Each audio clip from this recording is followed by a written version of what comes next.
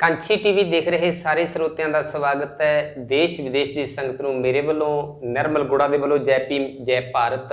ਅੱਜ ਇੱਕ ਖਾਸ ਮਹਿਮਾਨ ਦੇ ਨਾਲ ਵਿਚਾਰ ਸਾਂਝੇ ਕਰਨ ਦੇ ਵਾਸਤੇ ਪਹੁੰਚੇ ਹਾਂ ਅਸੀਂ।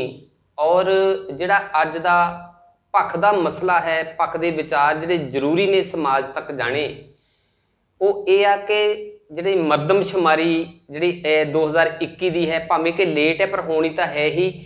ਇਹਦੇ ਸੰਬੰਧ ਦੇ ਵਿੱਚ ਅਸੀਂ ਵਿਚਾਰ ਕਰਨ ਦੇ ਵਾਸਤੇ ਪਹੁੰਚੇ ਹਾਂ। ਸਾਡੇ ਬਹੁਤ ਹੀ ਸਤਿਕਾਰਯੋਗ ਐਡਵੋਕੇਟ ਚਰਨਜੀਤ ਪੁਆਰੀ ਜੀ, ਜਿਨ੍ਹਾਂ ਨੇ ਜਨਗਣਨਾ ਬਹੁਜਨ ਸਮਾਜ ਅਤੇ ਧਰਮ ਇੱਕ ਜਿਹੜੀ ਬੁੱਕ ਵੀ ਲਿਖੀ ਹੈ, ਤੇ ਇਸ ਬੁੱਕ ਦੇ ਉੱਤੇ ਤਾਂ ਚਰਚਾ ਕਰਨੀ ਹੀ ਕਰਨੀ ਹੈ ਔਰ ਸਮਾਜ ਦੀ ਦਸ਼ਾ ਤੇ ਦਿਸ਼ਾ ਤੇ ਵੀ ਚਰਚਾ ਕਰਾਂਗੇ। ਸਵਾਗਤ ਕਰੀਏ ਆਪਾਂ।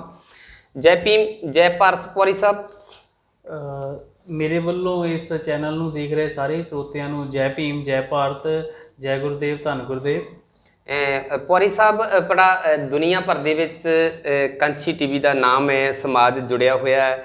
ਸਮਾਜ ਨੂੰ ਬੜਾ ਚਾਅ ਹੁੰਦਾ ਜਦੋਂ ਅਸੀਂ ਆਪਣੇ ਸਾਥੀ ਦੇ, ਖਾਸ ਕਰਕੇ ਆਪਣੀ ਕਮਿਊਨਿਟੀ ਦੇ ਨਾਮ ਦੇ ਮੂਹਰੇ ਡਾਕਟਰ ਲਾਉਂਦੇ ਹਾਂ, ਜਦੋਂ ਐਡਵੋਕੇਟ ਲਾਉਂਦੇ ਹਾਂ, ਜਾਂ ਉਹ ਕਿਸੇ ਨੇ PhD ਕੀਤੀ ਹੁੰਦੀ ਆ, ਜਾਂ ਇੰਜੀਨੀਅਰ ਲਾਉਂਦੇ ਆ, ਤਾਂ ਬੜਾ ਚਾਅ ਹੁੰਦਾ। ਜਾਂ ਬਹੁਤ ਜਿਹੜੇ ਅੱਛੇ ਕਰੋੜਾਪਤੀ ਜਿਹੜੇ ਬਿਜ਼ਨਸਮੈਨ ਨੇ, ਉਹਨਾਂ ਦਾ ਵੀ ਜਦੋਂ ਅਸੀਂ ਨਾਮ ਦੇ ਅੱਗੇ ਲਾਉਂਦੇ ਹਾਂ ਤੇ ਬੜਾ ਚਾਅ ਚੜ੍ਹ ਜਾਂਦਾ ਸਾਡੇ ਸਮਾਜ ਨੂੰ ਕਿ ਸਾਡਾ ਸਮਾਜ ਜਿਹੜਾ ਲਤਾੜਿਆ ਗਿਆ ਸੀ, ਸਮਾਜ ਕਿਸੇ ਵੇਲੇ ਅੱਜ ਉਸ ਸਮਾਜ ਦੇ ਵਿੱਚੋਂ ਵੱਖ-ਵੱਖ ਵੱਡੇ ਅਹੁਦਿਆਂ ਤੇ ਬੈਠੇ ਨੇ। ਜਿਵੇਂ ਤੁਸੀਂ ਵੀ ਇੱਕ ਕੋਰਟ ਦੇ ਵਿੱਚ ਇਤਿਹਾਸ ਗਵਾਹ ਹੈ ਕਿ ਜਦੋਂ ਕਦੇ ਸਾਡੇ ਸਮਾਜ ਦੇ ਲੋਕਾਂ ਨੂੰ ਕਚਹਿਰੀਆਂ ਦੇ ਵਿੱਚ ਗਵਾਹੀ ਦੇਣ ਦਾ ਵੀ ਅਧਿਕਾਰ ਨਹੀਂ ਸੀ, ਤੇ ਉਹਨਾਂ ਕਚਹਿਰੀਆਂ ਦੇ ਵਿੱਚ, ਉਹਨਾਂ ਕੋਰਟਾਂ ਦੇ ਵਿੱਚ ਅੱਜ ਸਾਡੇ ਸਮਾਜ ਦੇ ਲੋਕ ਵਕੀਲ ਬਣ ਕੇ ਬੈਠੇ ਨੇ, ਜੱਜ ਬਣ ਕੇ ਬੈਠੇ ਨੇ, ਤਾਂ ਬੜਾ ਮਾਣ ਹੁੰਦਾ ਹੈ ਤੇ ਬੜਾ ਖੂਨ ਜਿਹੜਾ ਲਾਲ ਹੋਰ ਗੂੜਾ ਹੋ ਜਾਂਦਾ, ਤੇ ਜਿਹੜਾ ਕੱਦ ਹੈ ਉਹ ਉੱਚਾ ਹੋ ਜਾਂਦਾ, ਛਾਤੀ ਜਿਹੜੀ ਆ 2 ਇੰਚ ਹੋਰ ਚੌੜੀ ਹੋ ਜਾਂਦੀ ਹੈ।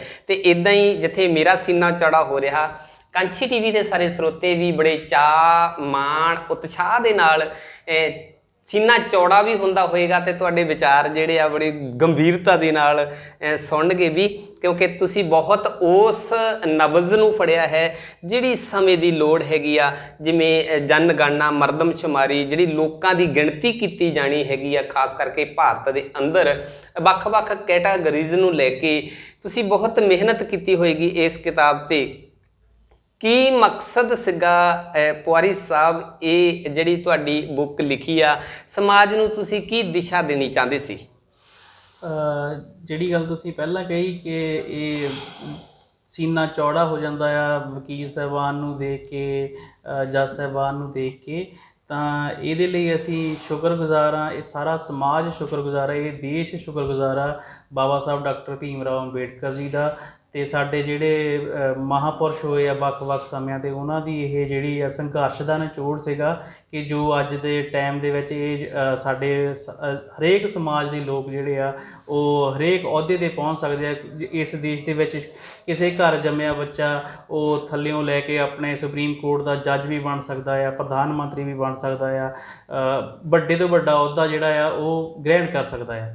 ਜਿਹੜੀ ਗੱਲ ਤੁਸੀਂ ਪੁੱਛੀ ਆ ਜਿਹੜੀ ਜਨਗਣਨਾ ਕਿਤਾਬ ਲਿਖਣ ਦਾ ਮਕਸਦ ਕੀ ਹੈ, ਇਹ ਮੈਂ ਆਪ ਨੂੰ ਦੱਸ ਦੇਵਾਂ ਕਿ ਇਹ ਪਿਛਲੇ ਸਾਲ ਜਿਹੜਾ 2020 ਦੇ ਵਿੱਚ ਇਹ ਕੰਮ ਅਸੀਂ ਇੱਕ ਮੀਟਿੰਗ ਰੱਖੀ ਸੀਗੀ, ਜ਼ੂਮ ਮੀਟਿੰਗ ਜੁਲਾਈ ਦੇ ਵਿੱਚ, ਤਾਂ 20 ਜੁਲਾਈ ਨੂੰ ਮੈਂ ਇਹਦੇ ਬਾਰੇ ਪੜ੍ਹਨਾ ਸ਼ੁਰੂ ਕੀਤਾ ਸੀਗਾ ਸੈਂਸਸ ਦੇ ਉੱਤੇ, ਕਿਉਂਕਿ ਮੰਨ ਲਓ ਹਾਲੇ ਮੇਰਾ ਇਨੀਸ਼ੀਅਲ ਲਾਈਫ ਹੈਗੀ ਆ ਵਕਾਲਤ ਦੇ ਵਿੱਚ, ਤਾਂ ਧਿਆਨ ਜਿਹੜਾ ਜ਼ਿਆਦਾ ਵਕਾਲਤ 'ਤੇ ਵੀ ਹੈ। ਪਰ ਲੋਕਡਾਊਨ ਲੱਗਿਆ ਹੋਣ ਕਰਕੇ ਇਹ ਇੱਕ ਸੈਂਸਿਟਿਵ ਇਸ਼ੂ ਬਣ ਗਿਆ ਸੀਗਾ ਸਮਾਜ ਆਲੇ ਦੁਆਲੇ। ਜਦੋਂ ਦੇਖਿਆ ਕਿ ਜਨਗਣਨਾ ਦੇ ਵਿੱਚ ਕਿਹੜਾ ਧਰਮ ਲਿਖਣਾ ਚਾਹੀਦਾ ਆ, ਕੀ ਕਰਨਾ ਚਾਹੀਦਾ, ਤਾਂ ਫਿਰ ਅਸੀਂ ਸੈਂਸਸ ਨੂੰ ਉਸ ਨਜ਼ਰੀਏ ਤੋਂ ਪੜ੍ਹਿਆ। ਕਾਨੂੰਨੀ ਦਾ ਪੇਜ ਇਹਦੇ ਜਦੋਂ ਖੰਗਾਲੇ ਅਸੀਂ, ਜਦੋਂ ਜਿਹੜੀ ਹੈ registrar general and census commissioner the site ਤੋਂ ਜਿਹੜਾ ਡਾਟਾ ਡਾਊਨਲੋਡ ਕੀਤਾ, ਅਤੇ ਭਾਰਤ ਦੇ ਸੰਵਿਧਾਨ ਦੇ ਵਿੱਚ ਕੀ ਉਪਬੰਧ ਹੈਗੇ ਆ, ਜਦੋਂ ਉਹਨਾਂ ਨੂੰ ਸਾਰਿਆਂ ਨੂੰ ਦੇਖਿਆ, ਤਾਂ ਫਿਰ ਸਾਨੂੰ ਲੱਗਿਆ ਕਿ ਇਹ ਜਿਹੜੀ ਸਰਕਾਰ ਦੀ ਜਿਹੜੀ ਇਹ ਚਾਲ ਰਹਿੰਦੀ ਆ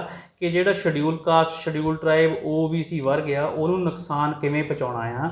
ਤਾਂ ਅਸੀਂ ਉਸ ਚੀਜ਼ ਤੋਂ ਜਿਹੜਾ ਬਚਾਅ ਕਰਨ ਲਈ ਕਿ ਸਮਾਜ ਨੂੰ ਜਿਹੜਾ ਆ ਉਹਦਾ ਬਚਾਅ ਕਿੱਦਾਂ ਕੀਤਾ ਜਾ ਸਕੇ, ਜਨਗਣਨਾ ਦੇ ਵਿੱਚ ਸਾਨੂੰ ਕਿਹੜੀ ਜਾਣਕਾਰੀ ਦੇਣੀ ਚਾਹੀਦੀ ਆ, ਕਿਹੜੀ ਜਾਣਕਾਰੀ ਨਹੀਂ ਦੇਣੀ ਚਾਹੀਦੀ, ਜਾਂ ਕੀ ਕਰਨਾ ਚਾਹੀਦਾ ਜਾਂ ਕੀ ਨਹੀਂ ਕਰਨਾ ਚਾਹੀਦਾ, ਉਹਦੇ ਬਾਰੇ ਅਸੀਂ ਪੜ੍ਹਿਆ। ਤਾਂ ਇਹ ਜੁਲਾਈ 20 ਤੋਂ ਲੈ ਕੇ 26 ਜਨਵਰੀ 2021 ਤੱਕ ਲੰਬਾ 6-7 ਮਹੀਨਿਆਂ ਦੇ ਵਕਫੇ ਦੀ ਪੜ੍ਹਾਈ ਤੋਂ ਬਾਅਦ ਅਸੀਂ ਇਹ ਜਿਹੜੀ ਆ 30-32 ਪੇਜਾਂ ਦੀ ਇਹ ਛੋਟਾ ਜਿਹਾ ਕਿਤਾਬਚਾ ਜਿਹੜਾ ਆ ਇਹ ਛਾਪਿਆ ਸੀਗਾ।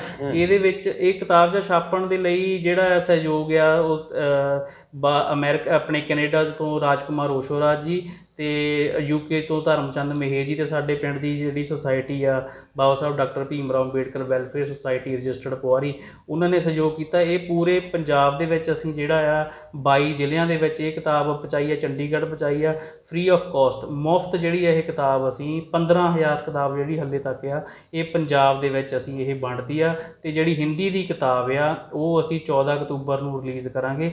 ਮਕਸਦ ਇਹੀ ਸੀਗਾ ਕਿ ਸਰਕਾਰ ਨੇ ਜੋ ਚਾਲਾਂ ਚੱਲੀਆਂ ਸਾਡੇ ਸਮਾਜ ਦੇ ਖਿਲਾਫ ਉਹਨਾਂ ਨੂੰ ਵਧਣੋਂ ਰੋਕਣ ਦੇ ਲਈ, ਉਹ ਅਸੀਂ ਇਸ ਕਿਤਾਬ ਜ਼ਰੀਏ ਜਿਹੜੀਆਂ ਸਰਕਾਰ ਦੀਆਂ ਚਾਲਾਂ ਨਾਕਾਮ ਕਰਨੀਆਂ ਉਹਨਾਂ ਦਾ ਪਰਦਾਫਾਸ਼ ਕਰਨ ਦੇ ਲਈ ਇਹ ਕਿਤਾਬ ਲਿਖੀ ਆ। ਤੇ ਮੇਰੀ ਬੇਨਤੀ ਵੀ ਹੈ ਕਿ ਸਾਰੇ ਸਾਥੀ ਜਿਹੜੇ ਆ ਇਹ ਕਿਤਾਬ ਨੂੰ ਪੜ੍ਹੋ। ਇਹਦੇ ਵਿੱਚ ਕਾਨੂੰਨ ਦਾ ਜ਼ਿਕਰ ਕੀਤਾ ਗਿਆ ਆ, ਇਹਦੇ ਵਿੱਚ ਮੇਰਾ ਕੋਈ ਆਪਣਾ ਥਾਟ ਨਹੀਂ ਹੈ। ਕਾਨੂੰਨ ਦਾ ਰੈਫਰੈਂਸ ਦਿੱਤਾ ਗਿਆ ਭਾਰਤ ਦੇ ਸੰਵਿਧਾਨ ਦਾ, ਪੰਜਾਬ ਪੰਚਾਇਤੀ ਰਾਜ ਐਕਟ ਦਾ, ਇਲੈਕਸ਼ਨ ਕਮਿਸ਼ਨ ਦਾ ਡਾਟਾ ਹੋ ਗਿਆ, ਸਾਰੇ ਇਹਦੇ ਵਿੱਚ ਰੈਫਰੈਂਸ ਆ, ਤੁਸੀਂ ਚੱਕ ਕੇ ਚੈੱਕ ਕਰਕੇ ਪੜ੍ਹ ਸਕਦੇ ਹੋ। ਬਿਲਕੁਲ ਜੀ, ਇਹ ਤੁਸੀਂ ਇਸ ਬੁੱਕ ਨੂੰ ਬਹੁਤ ਗੰਭੀਰਤਾ ਦੇ ਨਾਲ ਪੜ੍ਹ ਕੇ ਤੁਸੀਂ ਦੇਖ ਸਕਦੇ ਹੋ ਕਿ ਅਸਲ 'ਚ ਕਾਨੂੰਨੀ ਦਾਅਪੇਚ ਕੀ ਹੈ। ਜਿਵੇਂ ਲੰਬੇ ਸਮੇਂ ਤੋਂ ਅਸੀਂ ਵੱਖ-ਵੱਖ ਸਟੇਜਾਂ ਤੋਂ ਵੱਖ-ਵੱਖ ਬੁਲਾਰਿਆਂ ਦੀ ਜਿਹੜੀ ਗੱਲ ਸੁਣਦੇ ਆ ਰਹੇ ਹਾਂ ਕਿ ਮਨੂਵਾਦ ਸਿਸਟਮ ਜੋ ਹੈ ਉਹਨਾਂ ਨੇ ਸਾਨੂੰ ਵੰਡ ਕੇ ਰੱਖਿਆ ਹੋਇਆ, ਜੇ ਵੰਡ ਕੇ ਰੱਖਿਆ ਤਾਂ ਸਾਨੂੰ ਅਧਿਕਾਰਾਂ ਤੋਂ ਵੀ ਖੋਇਆ ਹੋਇਆ। ਇਹ ਕਿਤੇ ਹੁਣ ਵੀ ਜਿਹੜੀ 2021 ਦੇ ਵਿੱਚ ਜਿਹੜੀ ਜਨਗਣਨਾ ਹੋਣੀ ਆ, ਕਿਤੇ ਅਸੀਂ ਉਹਨਾਂ ਦੇ ਮਗਰ ਜਾਂ ਅਸੀਂ ਉਹ ਮਨੂਵਾਦੀ ਚਾਲਾਂ ਦੇ ਵਿੱਚ ਫੇਰ ਨਾ ਆ ਜਾਈਏ, ਇਸ ਕਰਕੇ ਵੀ ਇਹ ਬੁੱਕ ਜਿਹੜੀ ਲਿਖੀ ਗਈ ਹੈ। ਤੇ ਇਸੇ ਕਰਕੇ ਮੇਰਾ ਵੀ ਮਕਸਦ ਹੈ ਕਿ ਇਹ ਵਿਚਾਰ ਜਿਹੜੇ ਆ ਪੁਆਰੀ ਸਾਹਿਬ ਦੇ, ਇਹ ਕਿਤਾਬ ਸਾਰਿਆਂ ਕੋਲ ਨਹੀਂ ਵੀ ਪਹੁੰਚੀ ਹੋ ਸਕਦੀ, ਪਰ ਜਿਹੜੇ ਕਿਤਾਬ ਦੇ ਵਿੱਚ ਜਿਹੜੇ ਮੇਨ ਟੱਚ ਜਿਹੜੇ ਹੈਗੇ ਆ ਉਹ ਅਸੀਂ ਕੋਸ਼ਿਸ਼ ਕਰਾਂਗੇ ਕਿ ਬੁੱਕ ਦੇ ਵਿੱਚ ਕੀ ਨੇ। ਇਹ ਪੁਆਰੀ ਸਾਹਿਬ ਇਹ ਨਾਲ ਇਹਨਾਂ ਤੋਂ ਇਹ ਵੀ ਦੱਸ ਦਾਂਗੇ ਕਿ ਇਹ ਜਿਹੜੀ PDF ਫਾਈਲ ਹੈਗੀ ਆ ਉਹ ਵੀ ਤੁਹਾਡੇ ਕੋਲ ਇੰਟਰਨੈਟ ਤੇ ਅਵੇਲੇਬਲ ਹੈ ਕਿ ਨਹੀਂ, ਉਹ ਪਹਿਲਾਂ ਆਪਾਂ ਪੁੱਛ ਲੈਂਦੇ ਹਾਂ ਪੁਆਰੀ ਸਾਹਿਬ ਤੋਂ। ਕੀ ਕਹਿਣਾ ਚਾਹੋਗੇ ਪੁਆਰੀ ਸਾਹਿਬ, ਵੀ ਜਿੱਥੇ ਇਹ ਬੁੱਕ ਨਹੀਂ ਪਹੁੰਚ ਸਕੀ ਉਹਨਾਂ ਕੋਲ ਕੋਈ PDF ਫਾਈਲ ਕਿਵੇਂ ਪਹੁੰਚੇ, ਕੋਈ ਉਹ ਸਾਈਟ ਹੈ ਜਿੱਥੋਂ ਉਹ ਬੁੱਕ ਨੂੰ ਪੜ੍ਹ ਸਕਣ ਜਿਨ੍ਹਾਂ ਦੇ ਕੋਲ ਬੁੱਕ, ਕਿਉਂਕਿ ਇਸ ਵੇਲੇ ਦੁਨੀਆ ਭਰ ਦੇ ਹਰ ਮੁਲਕ ਦੇ ਵਿੱਚ ਕਾਂਛੀ TV ਤੇ ਤੁਹਾਨੂੰ ਆਪਣੇ ਜਿਹੜੇ ਸਰੋਤੇ ਸੁਣ ਰਹੇ ਨੇ, PDF ਫਾਈਲ ਜਿਹੜੀ ਉਹ ਉਹਨਾਂ ਤੱਕ ਕਿੱਦਾਂ ਪ੍ਰੋਵਾਈਡ ਕੀਤੀ ਜਾ ਸਕਦੀ, ਕਿੱਦਾਂ ਪਹੁੰਚ ਸਕਦੀ ਹੈ? ਸਰ ਇਸ ਕਿਤਾਬ ਦੇ ਲਾਸਟ ਜਿਹੜਾ ਸੈਕੰਡ ਲਾਸਟ ਪੇਜ ਆ ਉਹਦੇ ਉੱਪਰ ਅਸੀਂ ਪੰਜਾਬ ਦੇ 22 ਜ਼ਿਲ੍ਹਿਆਂ ਤੇ ਇੱਕ ਚੰਡੀਗੜ੍ਹ ਦਾ ਨੰਬਰ ਦਿੱਤਾ ਆ, ਜੇ ਸਾਥੀ ਦਾ ਨਾਮ ਦਿੱਤਾ ਆ ਕਿ ਜਿਹਦੇ ਕੋਲ ਇਹ ਜਿਹੜੀ ਆ ਹਾਰਡ ਕਾਪੀ ਜਿਹੜੀ ਕਿਤਾਬ ਅਵੇਲੇਬਲ ਆ, ਤੇ ਨਾਲ ਦੀ ਨਾਲ ਉੱਪਰ ਉਹਦੇ ਇੱਕ ਨੋਟ ਦਿੱਤਾ ਆ ਕਿ ਜਿਹੜੇ ਸਾਥੀ ਨੂੰ ਪੰਜਾਬ ਦੇ ਵਿੱਚ ਵਿਦੇਸ਼ ਦੇ ਵਿੱਚ ਜੇ ਕਿਸੇ ਸਾਥੀ ਨੂੰ PDF ਕਾਪੀ ਚਾਹੀਦੀ ਆ, ਉਹਦੇ ਕੋਲ ਕਾਪੀ ਨਹੀਂ ਪਹੁੰਚ ਸਕਦੀ, ਉਹ ਈਜ਼ੀਲੀ ਪਹੁੰਚ ਸਕਦੀ ਆ, ਸੁਖਾਲੇ ਢੰਗ ਨਾਲ ਪਹੁੰਚ ਸਕਦੀ ਆ, ਉਹ ਉਸੇ ਨੰਬਰ ਤੇ ਕਾਲ ਕਰਕੇ ਉਹ ਉਸ ਸ਼ਖਸ ਨੂੰ ਕਹਿ ਸਕਦਾ ਹੈ ਕਿ ਮੈਨੂੰ PDF ਕਾਪੀ ਭੇਜੋ।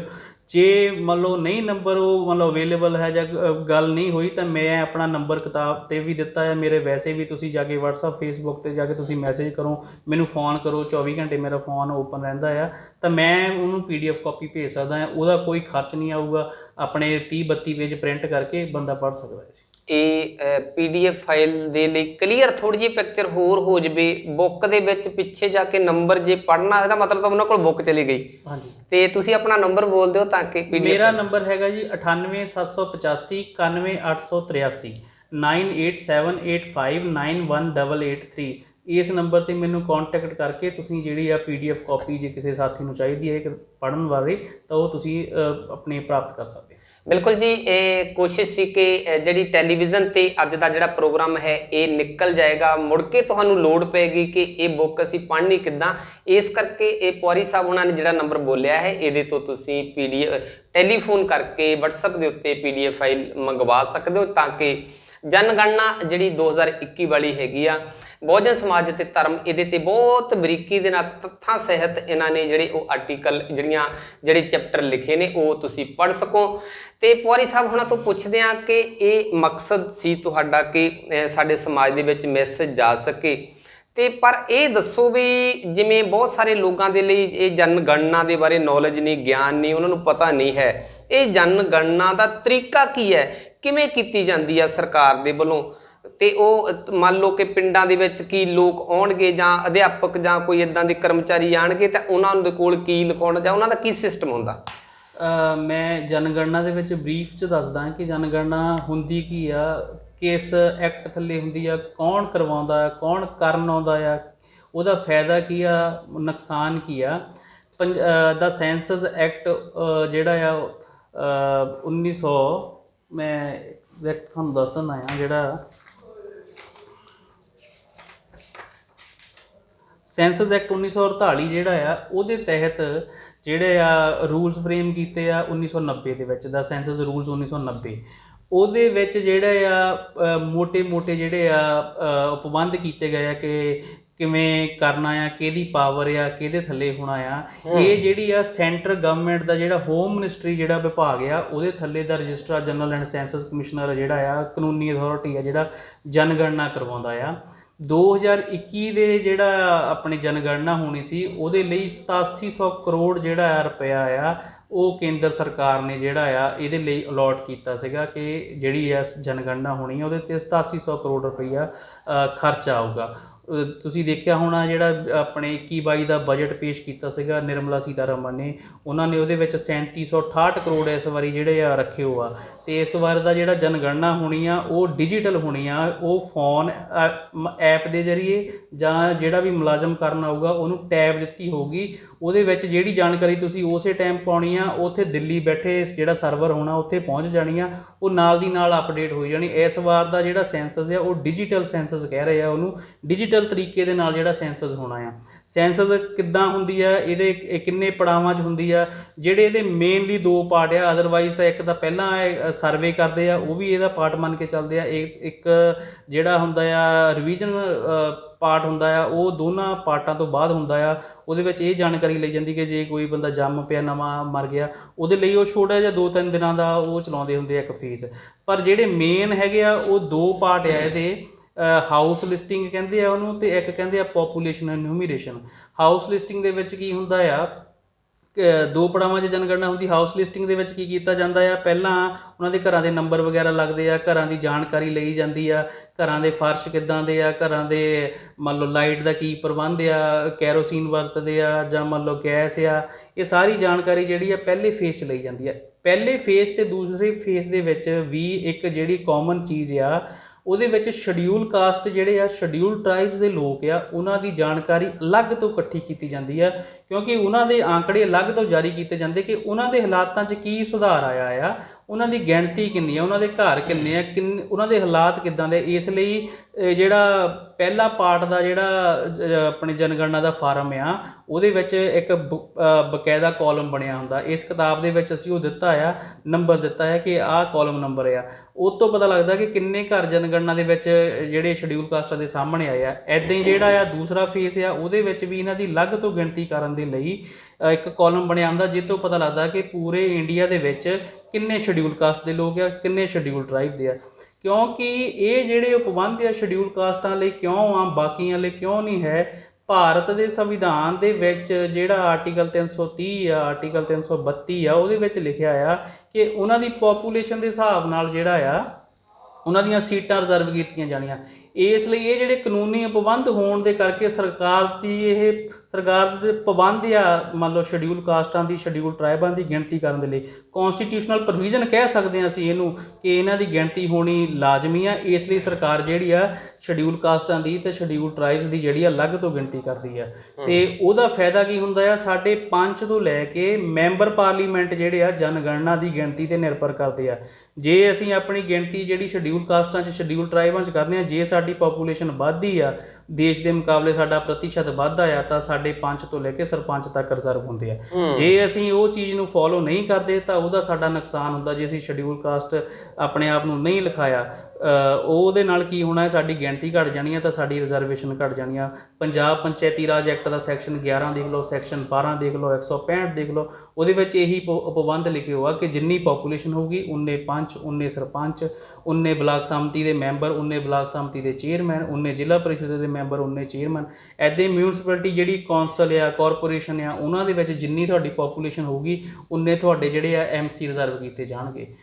ਇਸ ਲਈ ਜਿਹੜੀ ਇਹ ਡਾਇਰੈਕਟ ਪ੍ਰੋਵੀਜ਼ਨ ਆ ਜਿਹੜੀ ਜਨਗਣਨਾ ਦੇ ਵਿੱਚ ਸ਼ਡਿਊਲ ਕਾਸਟਾਂ ਦੇ ਲਈ, ਉਹਦੇ ਬਾਬਤ ਜਿਹੜਾ ਸਾਨੂੰ ਧਿਆਨ ਰੱਖਣਾ ਚਾਹੀਦਾ ਆ। ਸ਼ਡਿਊਲ ਕਾਸਟਾਂ ਨੂੰ ਆਪਣੀ ਐਗਜ਼ੈਕਟ ਜਿਹੜੀ ਗਿਣਤੀ ਸਾਹਮਣੇ ਲਿਆਉਣ ਦੇ ਲਈ ਕੀ ਕਰਨਾ ਚਾਹੀਦਾ ਆ, ਸ਼ਡਿਊਲ ਕਾਸਟ ਜਿਹੜੇ ਆ ਉਹ ਜਿਹੜਾ ਮੰਨ ਲਓ ਲਿਸਟ ਜਾਰੀ ਕੀਤੀ ਜਾਂਦੀ ਸ਼ਡਿਊਲ ਕਾਸਟਾਂ ਦੀ, ਉਹ ਭਾਰਤ ਦੇ ਸੰਵਿਧਾਨ ਦਾ ਜਿਹੜਾ ਅਨੁਛੇਦ 341 ਤਹਿਤ ਰਾਸ਼ਟਰਪਤੀ ਇਸ ਦੇਸ਼ ਦੇ ਜਿਹੜੇ ਉਹ ਜਾਰੀ ਕਰਦੇ ਆ ਸੂਚੀ। ਉਹਦੇ ਵਿੱਚ ਇੱਕ ਚੀਜ਼ ਲਿਖੀ ਆ ਸਪੈਸ਼ਲ ਕਿ ਜਿਹੜੇ ਸ਼ਡਿਊਲ ਕਾਸਟ ਦੇ ਲੋਕ ਆ ਜੇ ਉਹ ਆਪਣੇ ਆਪ ਨੂੰ ਤਿੰਨਾਂ ਧਰਮਾਂ 'ਚ ਲਿਖਾਉਂਦੇ ਆ, ਹਿੰਦੂ, ਸਿੱਖ ਅਤੇ ਬੁੱਧਿਸਟ, ਤਦ ਹੀ ਉਹਨਾਂ ਨੂੰ ਸ਼ਡਿਊਲ ਕਾਸਟ ਦੇ ਲੋਕ ਮੰਨਿਆ ਜਾ ਸਕਦਾ। ਜੇ ਉਹ ਇਹਨਾਂ ਤਿੰਨਾਂ ਧਰਮਾਂ ਤੋਂ ਹਟ ਕੇ ਕੋਈ ਧਰਮ ਲਿਖਾ ਦਿੱਤਾ ਉਹਨਾਂ ਨੇ ਤਾਂ ਫਿਰ ਕੀ ਆ, ਉਹਨੂੰ ਸ਼ਡਿਊਲ ਕਾਸਟ ਨਹੀਂ ਮੰਨਣਾ।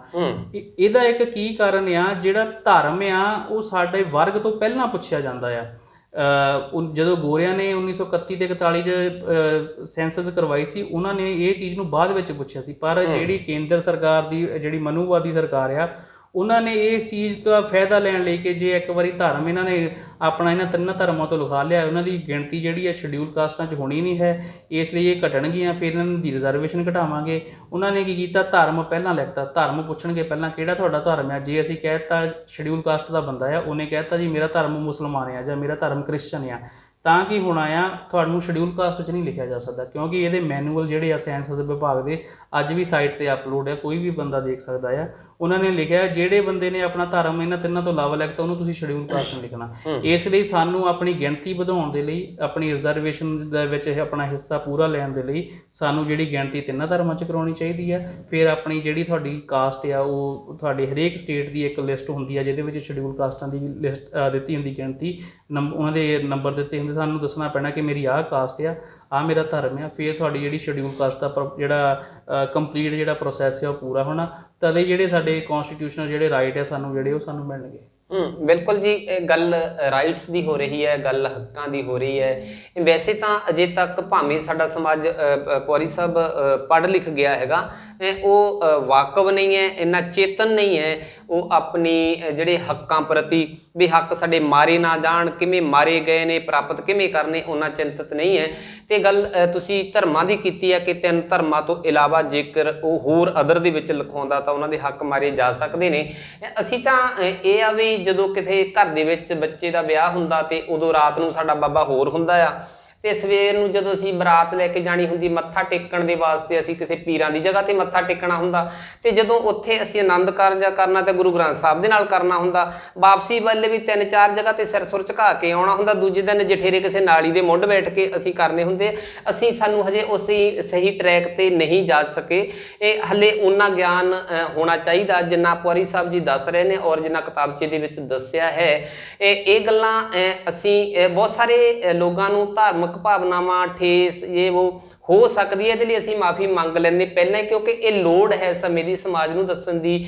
ਇਹ ਬਹੁਤ ਇਸ ਵੇਲੇ ਸਮਾਂ ਮੰਗ ਕਰ ਰਿਹਾ ਕਿ ਅਸੀਂ ਕਰ ਕੀ ਰਹੇ ਹਾਂ, ਕਿੱਧਰ ਜਾ ਰਹੇ ਹਾਂ। ਬਹੁਤ ਬਰੀਕੀ ਦੇ ਨਾਲ ਇਹ ਸਾਡੇ ਵਿਚਾਰ ਨੇ, ਅਸੀਂ ਤੁਹਾਡੇ ਤੇ ਥੋਪ ਨਹੀਂ ਰਹੇ, ਬਾਕੀ ਮਰਜ਼ੀ ਤੁਹਾਡੀ ਹੋਏਗੀ। ਤੇ ਜਿਹੜਾ ਉਪਰਾਲਾ ਇੱਕ ਐਡਵੋਕੇਟ ਹੋਣ ਦੇ ਬਾਵਜੂਦ ਜਾਂ ਹੋਣ ਦੇ ਨਾਤੇ ਜਿਹੜੀ ਜ਼ਿੰਮੇਵਾਰੀ ਸਾਡੇ ਹੋਰ ਵੀ ਬਹੁਤ ਸਾਰੇ ਵਕੀਲ ਸਾਹਿਬ ਜਿਹੜੇ ਲੱਗੇ ਹੋਏ ਨੇ, ਜਿਵੇਂ ਪੌਰੀ ਸਾਹਿਬ ਹੋਣਾ ਨੇ ਇਹ ਉਪਰਾਲਾ ਕੀਤਾ ਹੈ ਕਿ ਜਿਹੜਾ ਅਸੀਂ ਜਦੋਂ ਜਨਗਣਨਾ ਜਿਹੜੀ ਮਰਦਮਸ਼ੁਮਾਰੀ ਹੋਣੀ ਹੈ ਤਾਂ ਉਦੋਂ ਸਾਨੂੰ ਕੀ ਫੁੱਲਫਿਲ ਜਿਹੜਾ ਉਹ ਕਰਨਾ ਚਾਹੀਦਾ ਹੈਗਾ, ਫਾਰਮਾਂ ਦੇ ਵਿੱਚ ਕੀ ਭਰਨਾ ਚਾਹੀਦਾ, ਬਹੁਤ ਬਰੀਕੀ ਦੇ ਨਾਲ ਦੱਸਿਆ ਹੈ। ਵਕੀਲ ਸਾਹਿਬ ਤੁਸੀਂ ਇਹ ਦੱਸਿਓ ਕਿ ਹੁਣ ਤੱਕ ਜਿਹੜੀ ਜਨਗਣਨਾ ਦੇ ਆਧਾਰ ਦੇ ਉੱਤੇ ਰਿਜ਼ਰਵੇਸ਼ਨ, ਪਹਿਲਾਂ ਆਪਾਂ ਪੋਲੀਟੀਕਲ ਕਰ ਲਈਏ ਗੱਲ, ਵੀ ਰਾਜਨੀਤੀ ਜਿਹੜੀ ਖਾਸ ਕਰਕੇ ਪੰਜਾਬ ਦੀ ਕਰ ਲਈਏ, ਇਸ ਵੇਲੇ ਪੰਜਾਬ ਦੇ ਵਿੱਚ 34 MLA ਜਿਹੜੇ ਰਿਜ਼ਰਵ ਨੇ। ਇਸ ਤੋਂ ਪਹਿਲਾਂ ਕਿੰਨੇ ਸੀ, ਉਸ ਤੋਂ ਪਹਿਲਾਂ ਕਿੰਨੇ ਸੀ, ਜੇ ਸ਼ੁਰੂ ਦੇਸ਼ ਦੀ ਆਜ਼ਾਦੀ ਤੋਂ ਬਾਅਦ ਜਿਹੜੀ ਪਹਿਲੀ ਚੋਣ ਹੋਈ ਸੀ ਉਦੋਂ ਕਿੰਨੇ ਸੀ? ਮਾੜਾ ਜਿਹਾ ਗਿਆਨ ਦੇ ਦਿਓ। ਮੈਂ ਆਪ ਨੂੰ ਦੱਸ ਦੇਵਾਂ ਪਹਿਲਾਂ ਕਿ ਕਨਸਟੀਟਿਊਸ਼ਨਲ ਪ੍ਰੋਵੀਜ਼ਨ ਕੀ ਹੈ, ਕਾਨੂੰਨੀ ਉਪਬੰਧ ਕੀ ਕਹਿੰਦੇ ਇਸ ਜੀ ਬਾਰੇ। ਜੀ ਆਰਟੀਕਲ ਜਿਹੜਾ 82 ਆ ਜਿਹੜਾ ਭਾਰਤ ਦੇ ਸੰਵਿਧਾਨ ਦਾ, ਉਹ ਕਹਿੰਦਾ ਸੀਗਾ ਕਿ ਹਰੇਕ 10 ਸਾਲਾਂ ਤੋਂ ਬਾਅਦ ਜਿਹੜੀ ਆ ਪਾਰਲੀਮੈਂਟ ਦੀ ਜਿਹੜੀ ਆ ਸਟੇਟ ਅਸੈਂਬਲੀਜ਼ ਦੀ ਜਿਹੜੀ ਆ ਉਹ ਰੀਐਡਜਸਟਮੈਂਟ ਹੋਣੀ ਆ, ਨਵੀਂ ਪੋਪੂਲੇਸ਼ਨ ਜਿਹੜੀ ਸਾਹਮਣੇ ਆਊਗੀ, ਉਹ ਗਿਣਤੀ ਵਧਣੀ ਸੀਗੀ ਪਾਰਲੀਮੈਂਟ ਦੇ ਵਿੱਚ ਮੈਂਬਰਾਂ ਦੀ। ਉਸ ਤੋਂ ਬਾਅਦ ਆਰਟੀਕਲ 330 ਕਹਿੰਦਾ ਹੈ ਕਿ ਜਿੰਨੀ ਐਸਸੀ ਦੀ ਪੋਪੂਲੇਸ਼ਨ ਹੈਗੀ ਆ ਕਿਸੇ ਸਟੇਟ ਦੇ ਵਿੱਚ, ਤਾਂ ਉਸ ਸਟੇਟ ਦੇ ਪ੍ਰਪੋਰਸ਼ਨ 'ਚ, ਉਸ ਸਟੇਟ ਦੇ ਅਨੁਪਾਤ ਦੇ ਵਿੱਚ ਜਿੰਨੀ ਐਸਸੀ ਦੀ ਪੋਪੂਲੇਸ਼ਨ ਆ ਉਨੀਆਂ ਜਿਹੜੀਆਂ ਐਮਪੀ ਦੀਆਂ ਸੀਟਾਂ ਰਿਜ਼ਰਵ ਹੋਣਗੀਆਂ ਐਸਸੀ ਦੇ ਲਈ। ਆਰਟੀਕਲ 332 ਕਹਿੰਦਾ ਹੈ ਜਿੰਨੀ ਸਟੇਟ ਦੇ ਵਿੱਚ ਕਿਸੇ ਰਾਜ ਦੇ ਵਿੱਚ ਐਸਸੀ ਦੀ ਪੋਪੂਲੇਸ਼ਨ ਆ ਉਨੀਆਂ ਸੀਟਾਂ ਰਿਜ਼ਰਵ ਹੋਣਗੀਆਂ ਵਿਧਾਨ ਸਭਾ ਦੇ ਵਿੱਚ। ਇੱਦਾਂ ਯੂਨੀਅਨ ਟੈਰੀਟਰੀ ਆ ਜਿੱਦਾਂ ਦਿੱਲੀ ਆ ਜਾਂ ਮੰਨ ਲਓ ਹੋਰ ਹੈਗੀ ਆ, ਤਾਂ ਉੱਥੇ ਇਹਨਾਂ ਦੀਆਂ ਸੀਟਾਂ ਰਿਜ਼ਰਵ ਹੋਣੀਆਂ ਸੀਗੀਆਂ ਸ਼ਡਿਊਲ ਕਾਸਟ ਦੀਆਂ। ਤੇ ਹੁਣ ਮੈਂ ਤੁਹਾਨੂੰ ਲਾਸਟ ਫਿਗਰ ਦੱਸਦਾ, ਪਹਿਲਾਂ ਕੀ ਹੋਇਆ 1951 ਤੋਂ ਲੈ ਕੇ 1971 ਤੱਕ ਜਿਹੜਾ ਆ ਇਹ ਜਿਹੜਾ ਪ੍ਰੋਸੈਸ ਆ ਸਰਕਾਰ ਨੇ ਫੋਲੋ ਕੀਤਾ। ਉਸ ਤੋਂ ਬਾਅਦ 42ਵੀਂ ਸੋਧ ਦੇ ਨਾਲ ਇਸ ਚੀਜ਼ ਤੇ ਕੈਪ ਲਗਾ ਦਿੱਤਾ ਸਰਕਾਰ ਨੇ। ਸਾਡੇ ਜਿਹੜੇ ਆ ਰਾਜਨੀਤਿਕ ਨੇਤਾ ਆ ਉਹ ਇਸ ਚੀਜ਼ ਨੂੰ ਹਲੇ ਤੱਕ ਸਮਝ ਨਹੀਂ ਸਕੇ ਹੈ ਕਿ ਇਹਦਾ ਕਿੰਨਾ ਨੁਕਸਾਨ ਹੋ ਰਿਹਾ ਆ। 1974 ਦੇ ਵਿੱਚ ਉਹਨਾਂ ਨੇ ਜਿਹੜੀ ਅਮੈਂਡਮੈਂਟ ਲੈ ਕੇ ਆਂਦੀ, ਉਹਨਾਂ ਨੇ ਕੀ ਕਰਤਾ ਕਿ ਜਿਹੜੀ ਆ 2000 ਤੋਂ ਬਾਅਦ, ਸੰਨ 2000 ਤੋਂ ਬਾਅਦ ਜਿਹੜੀ ਸੈਂਸਸ ਹੋਊਗੀ ਉਹਦੇ ਆਧਾਰ ਦੇ ਉੱਤੇ ਇਹਨਾਂ ਦੀ ਗਿਣਤੀ ਦੇ ਮੁਤਾਬਕ ਸੀਟਾਂ ਪਾਰਲੀਮੈਂਟ ਦੇ ਵਿੱਚ ਤੇ ਵਿਧਾਨ ਸਭਾਵਾਂ ਦੇ ਵਿੱਚ ਜਿਹੜੀਆਂ ਆ ਸੀਟਾਂ ਰਿਜ਼ਰਵ ਕੀਤੀਆਂ ਜਾਣਗੀਆਂ। ਇਹਦਾ ਮਤਲਬ ਕੀ ਹੋਇਆ 1951, 61, 71 ਤੱਕ ਸਾਡੀ ਗਿਣਤੀ ਦੇ ਮੁਤਾਬਕ ਸਾਡੀਆਂ ਸੀਟਾਂ ਮਿਲਦੀਆਂ ਗਈਆਂ, ਪਰ 1981 ਦੇ ਵਿੱਚ ਸਾਨੂੰ ਸਾਡੀ ਗਿਣਤੀ ਮੁਤਾਬਕ ਨਹੀਂ ਮਿਲੀਆਂ, 91 ਮੁਤਾਬਕ ਨਹੀਂ ਮਿਲੀਆਂ। 2001 ਦੇ ਵਿੱਚ ਜਾ ਕੇ ਸਾਡੀ ਜਿਹੜੀ 2001 ਦੇ ਵਿੱਚ ਸਾਡੀ ਪੋਪੂਲੇਸ਼ਨ ਸਾਹਮਣੇ ਆਈ, ਤਾਂ ਸਾਡੀਆਂ ਸੀਟਾਂ ਜਿਹੜੀਆਂ ਉਹ ਅਪ ਹੋਈਆਂ ਪਾਰਲੀਮੈਂਟ ਦੇ ਵਿੱਚ ਵੀ ਵਿਧਾਨ ਸਭਾ ਦੇ ਵਿੱਚ ਵੀ। ਹੁਣ ਮੈਂ ਤੁਹਾਨੂੰ ਦੱਸਦਾ 2001 ਦੇ ਵਿੱਚ ਜਿਹੜੀਆਂ ਸੀਗੀਆਂ ਸਾਡੀਆਂ ਸੀਟਾਂ, 2001 ਦੇ ਅੰਕੜੇ ਆਉਣ ਤੋਂ ਬਾਅਦ ਸਾਡੀਆਂ ਕਿੰਨੀਆਂ ਵਧੀਆਂ। 2001 ਤੋਂ ਪਹਿਲਾਂ 2002 ਤੱਕ ਵੀ ਉਹੀ ਰਹੀ, 2007 ਤੱਕ ਵੀ ਉਹੀ ਰਹੀ। ਸਾਨੂੰ 29 ਸੀਟਾਂ ਜਿਹੜੀਆਂ ਰਿਜ਼ਰਵ ਸੀਗੀਆਂ ਪੰਜਾਬ ਵਿਧਾਨ ਸਭਾ ਦੇ ਵਿੱਚ। ਮੈਂਬਰ ਪਾਰਲੀਮੈਂਟ ਸਾਡੇ 3 ਸੀਗੇ।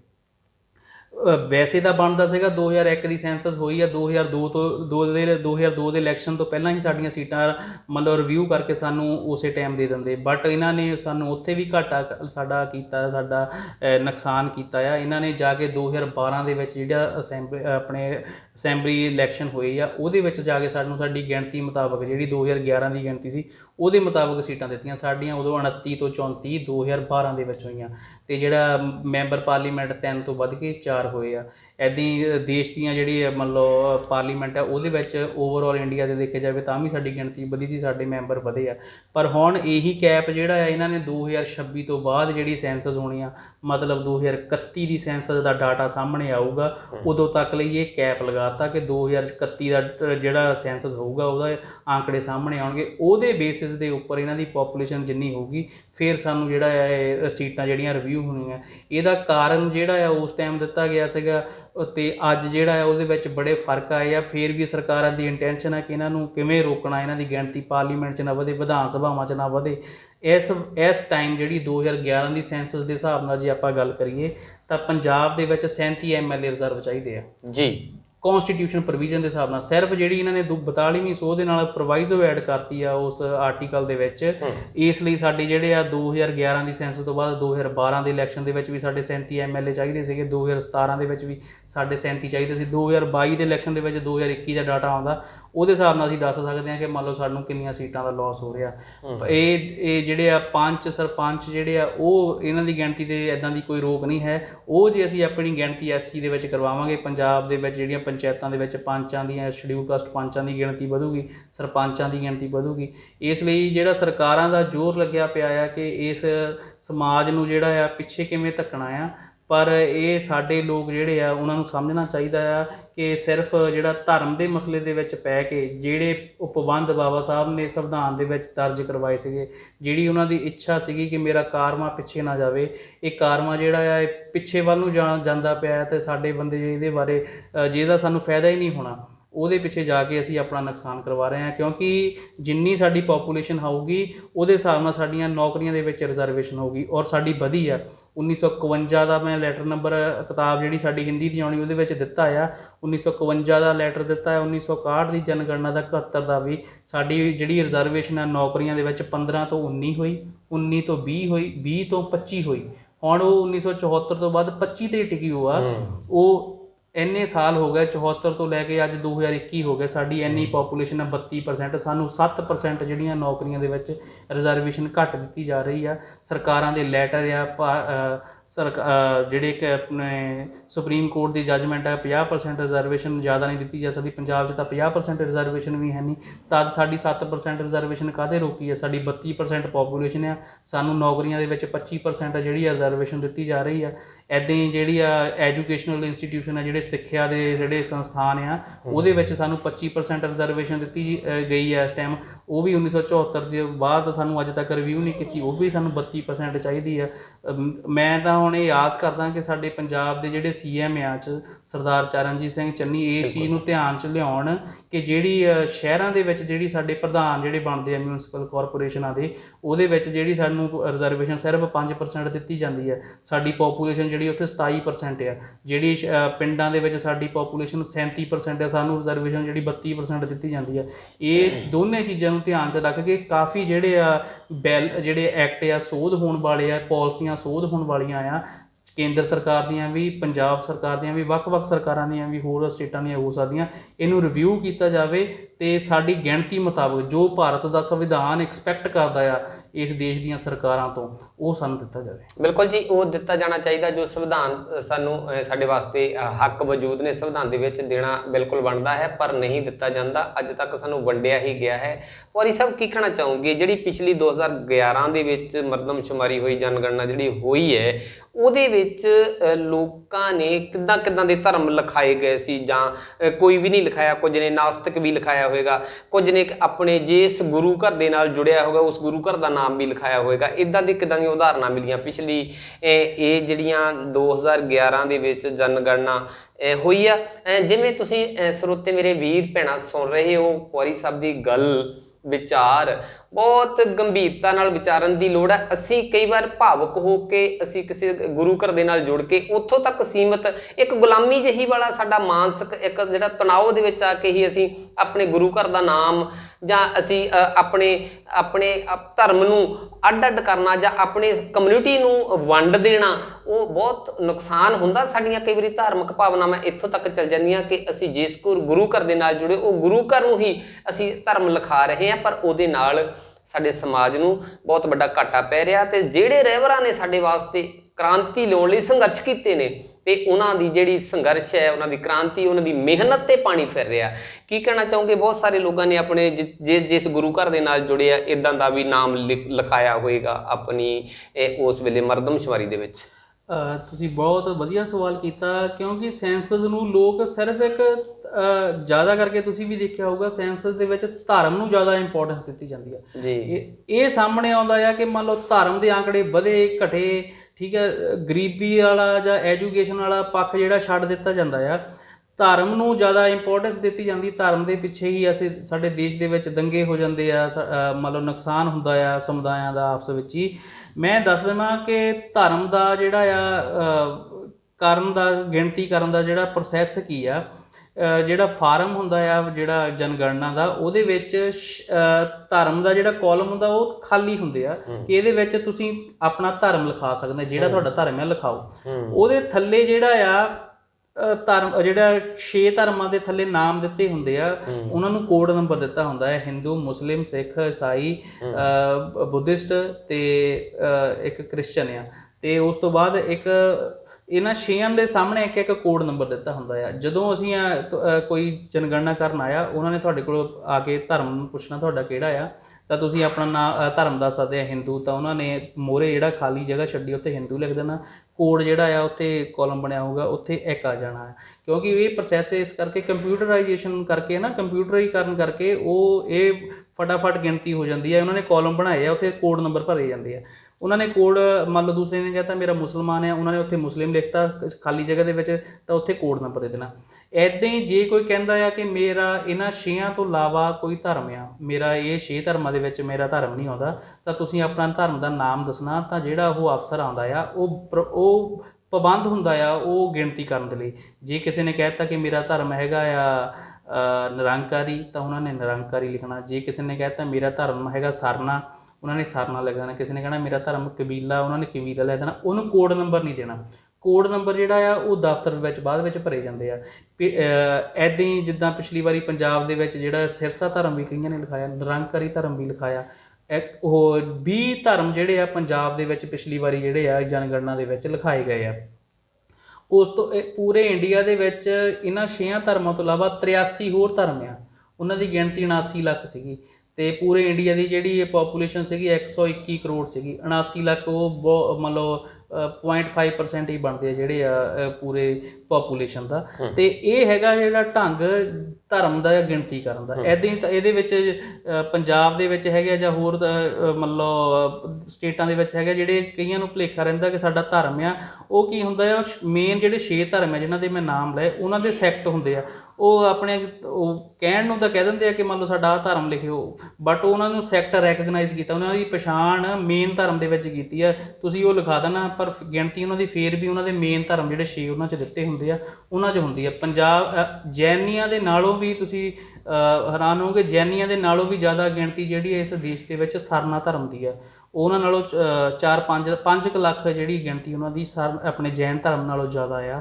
ਇੱਦਾਂ ਹੀ ਜਿਹੜਾ 83 ਧਰਮ ਜਿਹੜੇ ਆ ਪੂਰੇ ਇੰਡੀਆ ਦੇ ਵਿੱਚ ਜਿਹੜੇ ਉਹਨਾਂ ਦੀ ਗਿਣਤੀ ਹੁੰਦੀ ਆ। ਕੋਈ ਵੀ ਤੁਸੀਂ ਆਪਣਾ ਧਰਮ ਲਿਖਾ ਸਕਦਾ। ਧਰਮ ਦੀ ਜਿਹੜੀ ਆ ਐਡੀ ਇੰਪੋਰਟੈਂਸ ਮੈਂ ਕਹਿ ਸਕਦਾ ਹਾਂ ਕਿ ਬਜਟ ਬਣਾਉਣ ਦੇ ਵਿੱਚ ਕਾਫੀ ਬੰਦੇ ਕਹਿੰਦੇ ਬਜਟ ਬਣਾਉਣ 'ਚ ਇਹਦੀ ਇੰਪੋਰਟੈਂਸ ਆ, ਜਾਂ ਮੰਨ ਲਓ ਧਰਮ ਦੇ ਆਧਾਰ 'ਤੇ ਸਾਨੂੰ ਪੈਸਾ ਮਿਲਣਾ ਆ।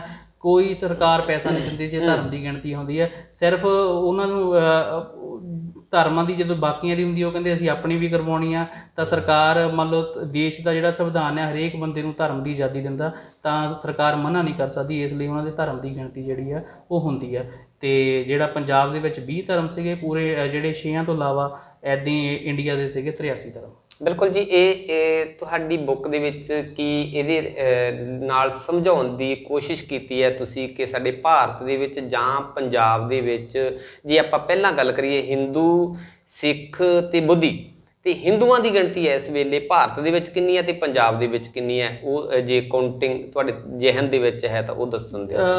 ਕਿਤਾਬ ਦੇ ਵਿੱਚ ਉਹਦੀ ਮੈਂ ਗਿਣਤੀ ਜਿਹੜੀ ਦਿੱਤੀ ਆ, ਤਕਰੀਬਨ ਜਿਹੜੀ ਆ ਉਹ 96 ਕਰੋੜ ਜਿਹੜੀ ਆ, 121 ਕਰੋੜ ਦੇ ਵਿੱਚੋਂ 96 ਕਰੋੜ ਜਿਹੜੀ ਗਿਣਤੀ ਆ ਉਹ ਹਿੰਦੂਆਂ ਦੀ ਹੈ ਇੰਡੀਆ ਦੇ ਵਿੱਚ। ਠੀਕ ਹੈ ਜੀ। ਤੇ 2 ਕਰੋੜ ਸਮਥਿੰਗ ਹੈਗੀ ਆ ਜਿਹੜੀ ਆ ਸਿੱਖਾਂ ਦੀ ਆ, ਤੇ ਮਤਲਬ 14-15% ਜਿਹੜੇ ਬਣਦੇ ਆ ਉਹ ਬਣਦੇ ਆ ਆਪਣੇ ਮੁਸਲਿਮ ਬਣਦੇ ਆ, 1% ਤੋਂ ਘੱਟ ਵੀ ਬੁੱਧਿਸਟ ਆ, ਜੈਨ ਇਹ ਤੋਂ ਵੀ ਘੱਟ ਆ, ਤੇ ਕ੍ਰਿਸਚਨ ਥੋੜ੍ਹੇ ਇਹਨਾਂ ਤੋਂ ਜ਼ਿਆਦਾ ਆ, ਮਤਲਬ ਬੋਧੀਆਂ ਦੇ ਤੋਂ ਜੈਨੀਆਂ ਦੇ ਕੋਲੋਂ।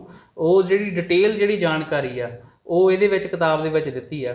ਜਿਹੜੇ ਸ਼ਡਿਊਲ ਕਾਸਟਾਂ ਦੇ ਲੋਕ ਆ ਉਹਨਾਂ ਦੀ ਜ਼ਿਆਦਾ ਗਿਣਤੀ ਜਿਹੜੀ ਆ, ਉਹਨਾਂ ਦੀ 85% ਜਿਹੜੇ ਲੋਕ ਆ, ਜਿਹੜੇ ਕਹਿ ਸਕਦੇ ਆ, ਚਾਹੇ ਜਿਹੜੇ ਜਨਰਲ ਕਮਿਊਨਿਟੀ ਦੇ ਲੋਕ ਵੀ ਸਿੱਖੀਜ਼ਮ ਦੇ ਵਿੱਚ ਆਉਂਦੇ ਆ, ਬੁੱਧਿਜ਼ਮ 'ਚ ਆਉਂਦੇ ਆ। ਅਸੀਂ ਦੋਨਾਂ ਨੂੰ ਜੇ ਮੰਨ ਲਓ ਅਸੀਂ ਸ਼ਡਿਊਲ ਕਾਸਟਾਂ ਦੇ ਮੰਨ ਲਈਏ ਤਾਂ ਵੀ ਜਿਹੜੀ ਆ ਮੰਨ ਲਓ ਇੰਡੀਆ ਦੀ ਜਿਹੜੀ ਪਾਪੂਲੇਸ਼ਨ ਸੀਗੀ ਉਹਦੇ 'ਚੋਂ ਜਿਹੜਾ ਆ ਸਾਡੇ 85% ਲੋਕਾਂ ਨੇ ਜਿਹੜਾ ਆਪਣਾ ਆਪ ਨੂੰ ਹਿੰਦੂ ਲਿਖਵਾਇਆ। ਅਤੇ ਜਿਹੜੇ ਦੂਸਰੇ ਪਾਸੇ ਹਿੰਦੂ ਜਿਹੜੇ ਮਾਈਂਡਡ ਜਿਹੜੀਆਂ ਸਰਕਾਰਾਂ ਆ, ਅਤੇ ਜਿੱਦਾਂ ਯੂਪੀ ਦੇ ਮੁੱਖ ਮੰਤਰੀ ਯੋਗੀ ਆਦਿੱਤਿਆਨਾਥ ਆ, ਉਹਨੇ ਪਾਰਲੀਮੈਂਟ ਦੇ ਵਿੱਚ 2 ਵਾਰੀ ਇਸ ਦੇਸ਼ ਦਾ ਨਾਮ ਹਿੰਦੁਸਤਾਨ ਕਰਨ ਦੇ ਲਈ ਉਹਨੇ ਬਿੱਲ ਪੇਸ਼ ਕੀਤਾ। ਉਹਦਾ ਨੰਬਰ ਵੀ ਮੈਂ ਇਹਦੇ ਵਿੱਚ ਦਿੱਤਾ ਆ। ਅਤੇ ਉਹ ਚਾਹੁੰਦੇ ਆ ਇਸ ਦੇਸ਼ ਨੂੰ ਹਿੰਦੂ ਰਾਸ਼ਟਰ ਬਣਾਉਣਾ। ਅਤੇ ਸਾਡੇ ਲੋਕ ਮੰਨ ਲਓ ਹਿੰਦੂ ਹੈ ਵੀ ਨਹੀਂ ਹੈ, ਉਹ ਆਪਣੇ ਆਪ ਨੂੰ ਜਿਹੜੀ ਆ ਉਹ ਹਿੰਦੂਆਂ ਦੇ ਵਿੱਚ ਗਿਣਤੀ ਕਰਾ ਕੇ ਇਹਨਾਂ ਦੀ ਗਿਣਤੀ 'ਚ ਵਾਧਾ ਕਰਦੇ ਆ। ਬਾਅਦ ਵਿੱਚ ਉਹ ਉਹੀ ਉਦਾਹਰਨਾਂ ਦਿੰਦੇ ਆ ਕਿ ਮੰਨ ਲਓ ਹਿੰਦੂ ਰਾਸ਼ਟਰ ਬਣਨਾ ਸਾਡੀ 96% ਗਿਣਤੀ ਆ, ਜਿਹੜੀ ਤੁਸੀਂ ਪੁੱਛੀ ਸੀਗੀ ਕਿੰਨੀ ਆ। ਅਤੇ ਮੰਨ ਲਓ ਉਹ ਚੀਜ਼ ਦਾ ਸਾਡੇ ਵਰਗ ਨੂੰ ਹੀ ਜ਼ਿਆਦਾ ਨੁਕਸਾਨ ਹੁੰਦਾ ਹੈ। ਇੱਕ ਗੱਲ ਤੁਸੀਂ ਵਿੱਚ ਦੱਸਣ ਦੀ ਕੋਸ਼ਿਸ਼ ਕੀਤੀ ਸੀ ਕਿ ਉਹਨਾਂ ਨੇ ਬਿੱਲ ਲੈ ਕੇ ਆਂਦਾ ਸੀਗਾ ਦੇਸ਼ ਭਾਰਤ ਨੂੰ ਨਾਮ ਜਿਹੜਾ ਆ ਉਹ ਹਿੰਦੁਸਤਾਨ ਦੇਣਾ। ਉਹਦੇ ਲਈ ਥੋੜ੍ਹਾ ਜਿਹਾ ਬਰੀਫਲੀ ਹੋਰ ਕਲੀਅਰ ਕਰ ਦਿਓ ਕਿ ਉਹ ਫਿਰ ਹਿੰਦੁਸਤਾਨ ਨਾਮ ਸ਼ਬਦ ਜਿਹੜਾ ਆ ਉਹ ਉੱਥੇ ਫਿਰ ਕਿੱਥੇ ਅੜਿੱਕਾ ਲੱਗਿਆ, ਜਾਂ ਭਾਰਤ ਦਾ ਨਾਮ ਹਿੰਦੁਸਤਾਨ ਅੱਗੇ ਵੀ ਉਹਨਾਂ ਦੀ ਅਪੀਲ ਚੱਲਦੀ ਹੈ? ਇਹਨਾਂ ਨੇ 2009 ਦੇ ਵਿੱਚ ਜਿਹੜਾ ਆ ਯੋਗੀ ਆਦਿੱਤਿਆਨਾਥ ਨੇ ਬਿੱਲ ਲੈ ਕੇ ਆਂਦਾ ਸੀਗਾ, ਅਤੇ ਉਸ ਤੋਂ ਬਾਅਦ ਉਹ ਬਿੱਲ ਜਿਹੜਾ ਕੰਸੀਡਰ ਨਹੀਂ ਕੀਤਾ ਗਿਆ। ਜਦੋਂ ਪਾਰਲੀਮੈਂਟ ਜਿਹੜੀ ਆ ਆਪਣੇ ਲੋਕ ਸਭਾ ਜਦੋਂ ਡਿਜ਼ੋਲਵ ਹੋ ਜਾਂਦੀ ਆ, ਜਦੋਂ ਨਵੀਂ ਚੁਣੀ ਜਾਂਦੀ ਹੈ, ਤਾਂ ਜਿੰਨੇ ਉਹ 'ਚ ਬਿੱਲ ਪਏ ਹੁੰਦੇ ਆ ਸਾਰੇ ਸਮਾਪਤ ਹੋ ਜਾਂਦੇ, ਲੈਪਸ ਹੋ ਜਾਂਦੇ, ਕਾਨੂੰਨੀ ਭਾਸ਼ਾ 'ਚ ਉਹਨੂੰ ਲੈਪਸ ਵਰਡ ਯੂਜ਼ ਕੀਤਾ ਜਾਂਦਾ। ਅਤੇ 2019 ਦੇ ਵਿੱਚ ਵੀ 2016 ਦੇ ਵਿੱਚ ਸ਼ਾਇਦ ਮੈਂ ਦਿੱਤਾ ਐਗਜ਼ੈਕਟ ਉਹਦਾ ਨੰਬਰ ਵੀ ਦਿੱਤਾ ਆ, ਤੇ ਉਦੋਂ ਵੀ ਉਹਨੇ ਬਿੱਲ ਲੈ ਕੇ ਆਂਦਾ, ਉਹ ਵੀ ਉਸ ਤੋਂ ਬਾਅਦ ਲੈਪਸ ਹੋ ਗਿਆ 2019 ਦੀ ਪਾਰਲੀਮੈਂਟ ਦੇ ਨਾਲ। ਉਹ 2 ਵਾਰੀ ਬਿੱਲ ਲੈ ਕੇ ਆਇਆ, ਕਹਿੰਦਾ ਇਸ ਦੇਸ਼ ਦਾ ਨਾਮ ਜਿਹੜਾ ਹੈ ਹਿੰਦੁਸਤਾਨ ਕੀਤਾ ਜਾਵੇ। ਉਹ ਚਾਹੁੰਦੇ ਆ ਇਸ ਦੇਸ਼ ਦੇ ਵਿੱਚ ਹਿੰਦੂ ਹਿੰਦੀ ਹਿੰਦੁਸਤਾਨ ਚੱਲੇ। ਤੇ ਉਸ ਬਿੱਲ ਦੀ ਕਾਪੀ ਲਾ ਕੇ ਇੱਕ ਨਵਾਂ ਨਾਮ ਦੇ ਵਿਅਕਤੀ ਨੇ, ਜਿਹੜਾ ਦਿੱਲੀ ਦਾ ਰਹਿਣ ਵਾਲਾ ਲక్ష్ਮੀ ਨਗਰ ਦਾ, ਉਹਨੇ ਸੁਪਰੀਮ ਕੋਰਟ ਦੇ ਵਿੱਚ ਇੱਕ ਰਿਟ ਦਾਇਰ ਕੀਤੀ ਤਾਂ ਕਿ ਇਸ ਦੇਸ਼ ਦਾ ਨਾਮ ਜਿਹੜਾ ਆ ਹਿੰਦੁਸਤਾਨ ਕੀਤਾ ਜਾਵੇ। ਤਾਂ ਦੇਸ਼ ਦੇ ਜਿਹੜੇ ਸੁਪਰੀਮ ਕੋਰਟ ਦੇ ਜਿਹੜੇ ਜੱਜ ਸੀ ਉਹਨਾਂ ਨੇ ਮਨਾ ਕਰਤਾ, ਕਹਿੰਦੇ ਸਾਡੇ ਕੋਲ ਅਧਿਕਾਰ ਨਹੀਂ ਹੈ, ਤੁਸੀਂ ਰਿਪਰੈਜ਼ੈਂਟੇਸ਼ਨ ਜਿਹੜੀ ਆ ਸੰਬੰਧਿਤ ਮਹਿਕਮਾ ਹੈਗਾ ਉਹਨਾਂ ਨੂੰ ਤੁਸੀਂ ਦਿਓ। ਤਾਂ ਸੁਪਰੀਮ ਕੋਰਟ ਦੇ ਵਿੱਚ ਜਿਹੜੀ ਰਿਟ ਸੀਗੀ ਲੱਗੀ, ਉਹਦਾ ਨੰਬਰ ਇਹਦੇ ਵਿੱਚ ਦਿੱਤਾ ਆ, ਉਹ ਉਹਨੇ ਵਾਪਸ ਲੈ ਲਈ ਸੀਗੀ। ਰਿਪਰੈਜ਼ੈਂਟੇਸ਼ਨ ਜਿਹੜੀ ਵਿਭਾਗ ਨੂੰ ਦੇਣ ਦੇ ਪ੍ਰੋਮਿਸ ਕਰਕੇ ਉਹਨੇ ਉਹ ਵਾਪਸ ਲੈ ਲਈ ਸੀਗੀ। ਤੇ ਸਰਕਾਰਾਂ ਦਾ ਜ਼ੋਰ ਲੱਗਿਆ ਆ, ਮਨੂਵਾਦੀ ਲੋਕਾਂ ਦਾ ਜ਼ੋਰ ਲੱਗਿਆ ਕਿ ਇਸ ਦੇਸ਼ ਨੂੰ ਜਿਹੜਾ ਆ ਹਿੰਦੁਸਤਾਨ ਕਰਕੇ ਉਹ ਪੁਰਾਣੀਆਂ ਚੀਜ਼ਾਂ ਤੇ ਥੋਪੀਆਂ ਜਾਣ।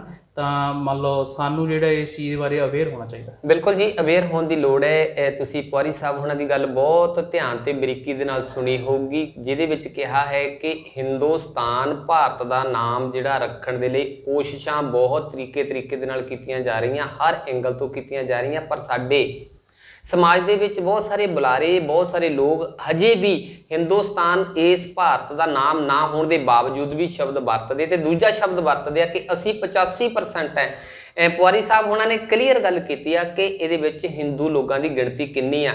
ਕਿਤੇ 85% 85 ਜਗ੍ਹਾ ਵੰਡ ਹੋ ਕੇ ਕਿਤੇ 1% ਤੇ ਨਾ ਆ ਜਾਈਏ, ਇਸ ਗੱਲ ਦੀ ਚਿੰਤਾ ਹੈ। ਉਹਨਾਂ ਦੀਆਂ ਪਹਿਲਾਂ ਹੀ ਜਾਤਾਂ ਗੋਤਾਂ ਧਰਮਾਂ ਫਿਰਕਿਆਂ ਦੇ ਵਿੱਚ ਵੰਡ ਕੇ ਸਾਡੇ ਹੱਕ ਖੋਣ ਦੇ ਜਿਹੜੇ ਉਪਰਾਲੇ ਕੋਸ਼ਿਸ਼ਾਂ ਉਹ ਪਹਿਲਾਂ ਹੀ ਕਾਮਯਾਬ ਨੇ। ਇਸ ਤੋਂ ਹੋਰ ਕਿਤੇ ਜਿਹੜੇ ਸਾਡੇ ਕੋਲ ਥੋੜ੍ਹੇ ਬਹੁਤ ਹੱਕ ਬਚਦੇ, ਕਿਤੇ ਇਹਨਾਂ ਤੋਂ ਵੀ ਜਾਂਦੇ ਨਾ ਲੱਗੀਏ। ਆਓ ਸੱਚੀ ਮੁੱਚੀ ਇਹ ਗੱਲ ਜਿਹੜੀ ਪੌਰੀ ਸਾਹਿਬ ਕਰ ਰਹੇ, ਜਾਂ ਇਹਨਾਂ ਨੇ ਬੁੱਕ ਕਿਤਾਬ ਦੇ ਵਿੱਚ ਜਿਹੜੀ ਗੱਲ ਲਿਖੀ ਹੈ, ਜਨਗਣਨਾ ਕਿੰਨੀ ਮਹੱਤਵਪੂਰਨ ਹੈ ਸਾਡੇ ਸਮਾਜ ਦੇ ਵਾਸਤੇ। ਜਿੱਥੇ ਮਹੱਤਵਪੂਰਨ ਆ ਉੱਥੇ ਸਾਨੂੰ ਇਹ ਧਿਆਨ ਦੇਣ ਦੀ ਵੀ ਲੋੜ ਹੈ ਕਿ ਅਸੀਂ ਉਸ ਫਾਰਮ ਦੇ ਵਿੱਚ ਭਰਨਾ ਕੀ ਹੈ। ਇਹ ਵੀ ਬਹੁਤ ਬਰੀਕੀ ਦੇ ਨਾਲ, ਜੇਕਰ ਤੁਹਾਡੇ ਹੋਰ ਵੀ ਸਲਾਹੂ ਹੈਗੇ ਨੇ, ਉਹ ਕਦੀ ਵੀ ਜਿਹੜਾ ਫੋਨ ਨੰਬਰ ਦਿੱਤਾ ਹੈ ਪੌਰੀ ਸਾਹਿਬ ਨੇ, ਕਦੀ ਵੀ ਡਿਬੇਟ ਕੀਤੀ ਜਾ ਸਕਦੀ, ਵਿਚਾਰ ਕੀਤੇ ਜਾ ਸਕਦੇ। ਸਮਾਂ ਆਉਣ ਤੇ ਫਿਰ ਵੀ ਅਸੀਂ ਮਹਾਨ ਬੁੱਧੀਜੀਵੀਆਂ ਨਾਲ ਲੈ ਕੇ ਇਸ ਤਰੀਕੇ ਦੇ ਨਾਲ ਵਿਚਾਰ ਕਰਾਂਗੇ, ਤਾਂ ਕਿ ਜਿਹੜੇ ਸਾਡੇ ਰਹਿਬਰ ਹੋਏ ਆ, ਜਿਨ੍ਹਾਂ ਰਹਿਬਰਾਂ ਨੇ ਸਾਡੇ ਵਾਸਤੇ ਸਾਡਾ ਜੀਵਨ ਪੱਧਰ ਉੱਚਾ ਚੱਕਣ ਦੇ ਵਾਸਤੇ ਬਹੁਤ ਉਪਰਾਲੇ ਕੀਤੇ, ਇਹਨਾਂ ਇੱਥੇ ਪਾਣੀ ਫਿਰਨ ਤੋਂ ਬਚਾ ਲਈਏ। ਪੌਰੀ ਸਾਹਿਬ ਇੱਕ ਗੱਲ ਸਪਸ਼ਟ ਕਰਿਓ, ਕਲੀਅਰ ਕਰਿਓ ਕਿ ਮੰਨ ਲਓ ਬਹੁਤ ਸਾਰੇ ਜਿਹੜੇ ਅਗਿਆਨੀ ਲੋਕ ਨੇ, ਬਹੁਤੀ ਗਿਣਤੀ ਸਾਡੇ ਸਮਾਜ ਦੇ ਵਿੱਚ ਅਗਿਆਨੀਆਂ ਦੀ ਆ, ਭਾਵੇਂ ਪੜ੍ਹ ਲਿਖ ਗਏ ਨੇ, ਪਰ ਇਹ ਆ ਵੀ ਇਹ ਗਿਆਨ ਤੋਂ ਵਾਂਝੇ ਨੇ, ਇਸ ਕਰਕੇ ਮੈਂ ਅਗਿਆਨੀ ਸ਼ਬਦ ਵਰਤ ਰਿਹਾ। ਕਈ ਵਾਰੀ ਇਹ ਆ ਵੀ ਉਹਨਾਂ ਦੇ ਮਨ ਦੇ ਵਿੱਚ ਹੁੰਦੀ ਆ ਵੀ ਲਿਖਾ ਦਿਓ ਜਿਹੜਾ ਰਿਜ਼ਰਵੇਸ਼ਨ ਦਾ ਲਾਹਾ, ਉਹ ਚਾਹੇ ਪੋਲੀਟੀਕਲ ਹੈ, ਚਾਹੇ ਸਕੂਲਾਂ ਦੇ ਵਿੱਚ, ਯੂਨੀਵਰਸਿਟੀਆਂ ਦੇ ਵਿੱਚ, ਤੇ ਚਾਹੇ ਨੌਕਰੀਆਂ ਦੇ ਵਿੱਚ, ਉਹ ਵੀ ਨਾਲ ਲਈ ਚੱਲੋ ਹੈ। ਕਈ ਵਾਰੀ ਆਪਣੇ ਆਪ ਨੂੰ ਕਿਸੇ ਹੋਰ ਧਰਮ ਦੇ ਵਿੱਚ ਲਿਖੂ ਲੈਂਦੇ, ਉਹਨਾਂ ਦਾ ਕੀ ਨੁਕਸਾਨ ਹੋ ਸਕਦਾ?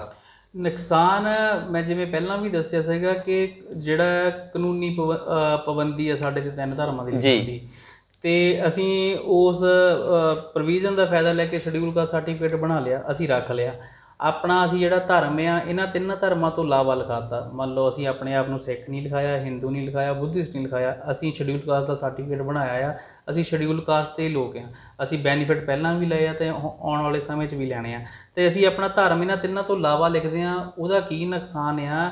ਇਸੇ ਹੀ ਐਕਟ ਜਿਹੜਾ ਆ ਦਾ ਸੈਂਸਸ ਐਕਟ 1948 ਤਾਂ ਜਿਹੜੇ ਰੂਲਸ ਆ ਉਹਦੇ ਵਿੱਚ ਉਹਨਾਂ ਨੇ ਸਪਸ਼ਟ ਲਿਖਿਆ ਹੈ ਕਿ ਕੋਈ ਵੀ ਬੰਦਾ ਗਲਤ ਜਾਣਕਾਰੀ ਨਹੀਂ ਦਊਗਾ। ਉਹਦੇ ਮੁਤਾਬਕ ਜਿਹੜਾ ਆ ਇਸ ਬੰਦੇ ਤੇ ਜਿਹੜੀ ਆ ਕਾਨੂੰਨੀ ਕਾਰਵਾਈ ਹੋ ਸਕਦੀ, ਜਿਹੜਾ ਬੰਦਾ ਇਸ ਚੀਜ਼ ਤੋਂ ਝੂਠ ਬੋਲਦਾ ਆ, ਮੁੱਕਰਦਾ ਆ। ਨਾਲ ਦੀ ਨਾਲ ਇਹ ਜਿਹੜੀਆਂ IPC ਦੀਆਂ ਸੰਬੰਧਿਤ ਧਾਰਾਵਾਂ ਆ, ਜਿਹੜੀਆਂ ਕਿਸੇ ਅਫਸਰ ਨੂੰ ਗਲਤ ਜਾਣਕਾਰੀ ਦਿੰਦੇ ਆ, ਉਹ ਵੀ ਨਾਲ ਲੱਗ ਕੇ ਉਸ ਬੰਦੇ ਦਾ ਜਿਹੜਾ ਬੈਨੀਫਿਟ ਵੀ ਜਾਂਦੇ ਰਹਿਣਗੇ। ਫਿਰ ਉਹ ਤੇ FIR ਵੀ ਦਰਜ ਹੋਊਗੀ, ਉਹ ਸਜ਼ਾ ਵੀ ਭੁਗਤ ਸਕਦਾ ਆ। ਇਸ ਲਈ ਸਾਨੂੰ ਜਿਹੜਾ ਇਹਦੇ ਬਾਰੇ ਅਵੇਅਰ ਹੋਣਾ ਚਾਹੀਦਾ ਆ ਕਿ ਮੰਨ ਲਓ ਜੋ ਸਾਡੀਆਂ ਕੌਂਸਟੀਟਿਊਸ਼ਨ ਜੋ ਸਾਨੂੰ ਪਾਬੰਦ ਕਰਦਾ ਆ, ਉਸ ਮੁਤਾਬਕ ਜਿਹੜਾ ਅਸੀਂ ਆਪਣਾ ਧਰਮ ਲਿਖਾਈਏ। ਇਹਦਾ ਸਹੀ ਪ੍ਰੋਸੈਸ ਕੀ ਆ? ਜੋ ਮੈਂ ਤੁਹਾਨੂੰ ਦੱਸਿਆ, ਆਰਟੀਕਲ 341 ਥੱਲੇ ਸੂਚੀ ਜਾਰੀ ਕੀਤੀ ਜਾਂਦੀ ਆ, ਉਹਦੇ ਵਿੱਚ ਇੱਕ ਕਾਸਟਾਂ ਦੀ ਸੂਚੀ ਦਿੱਤੀ ਹੋਈ ਆ ਕਿ ਆਹ ਤੁਹਾਡੀ ਕਾਸਟ ਆ।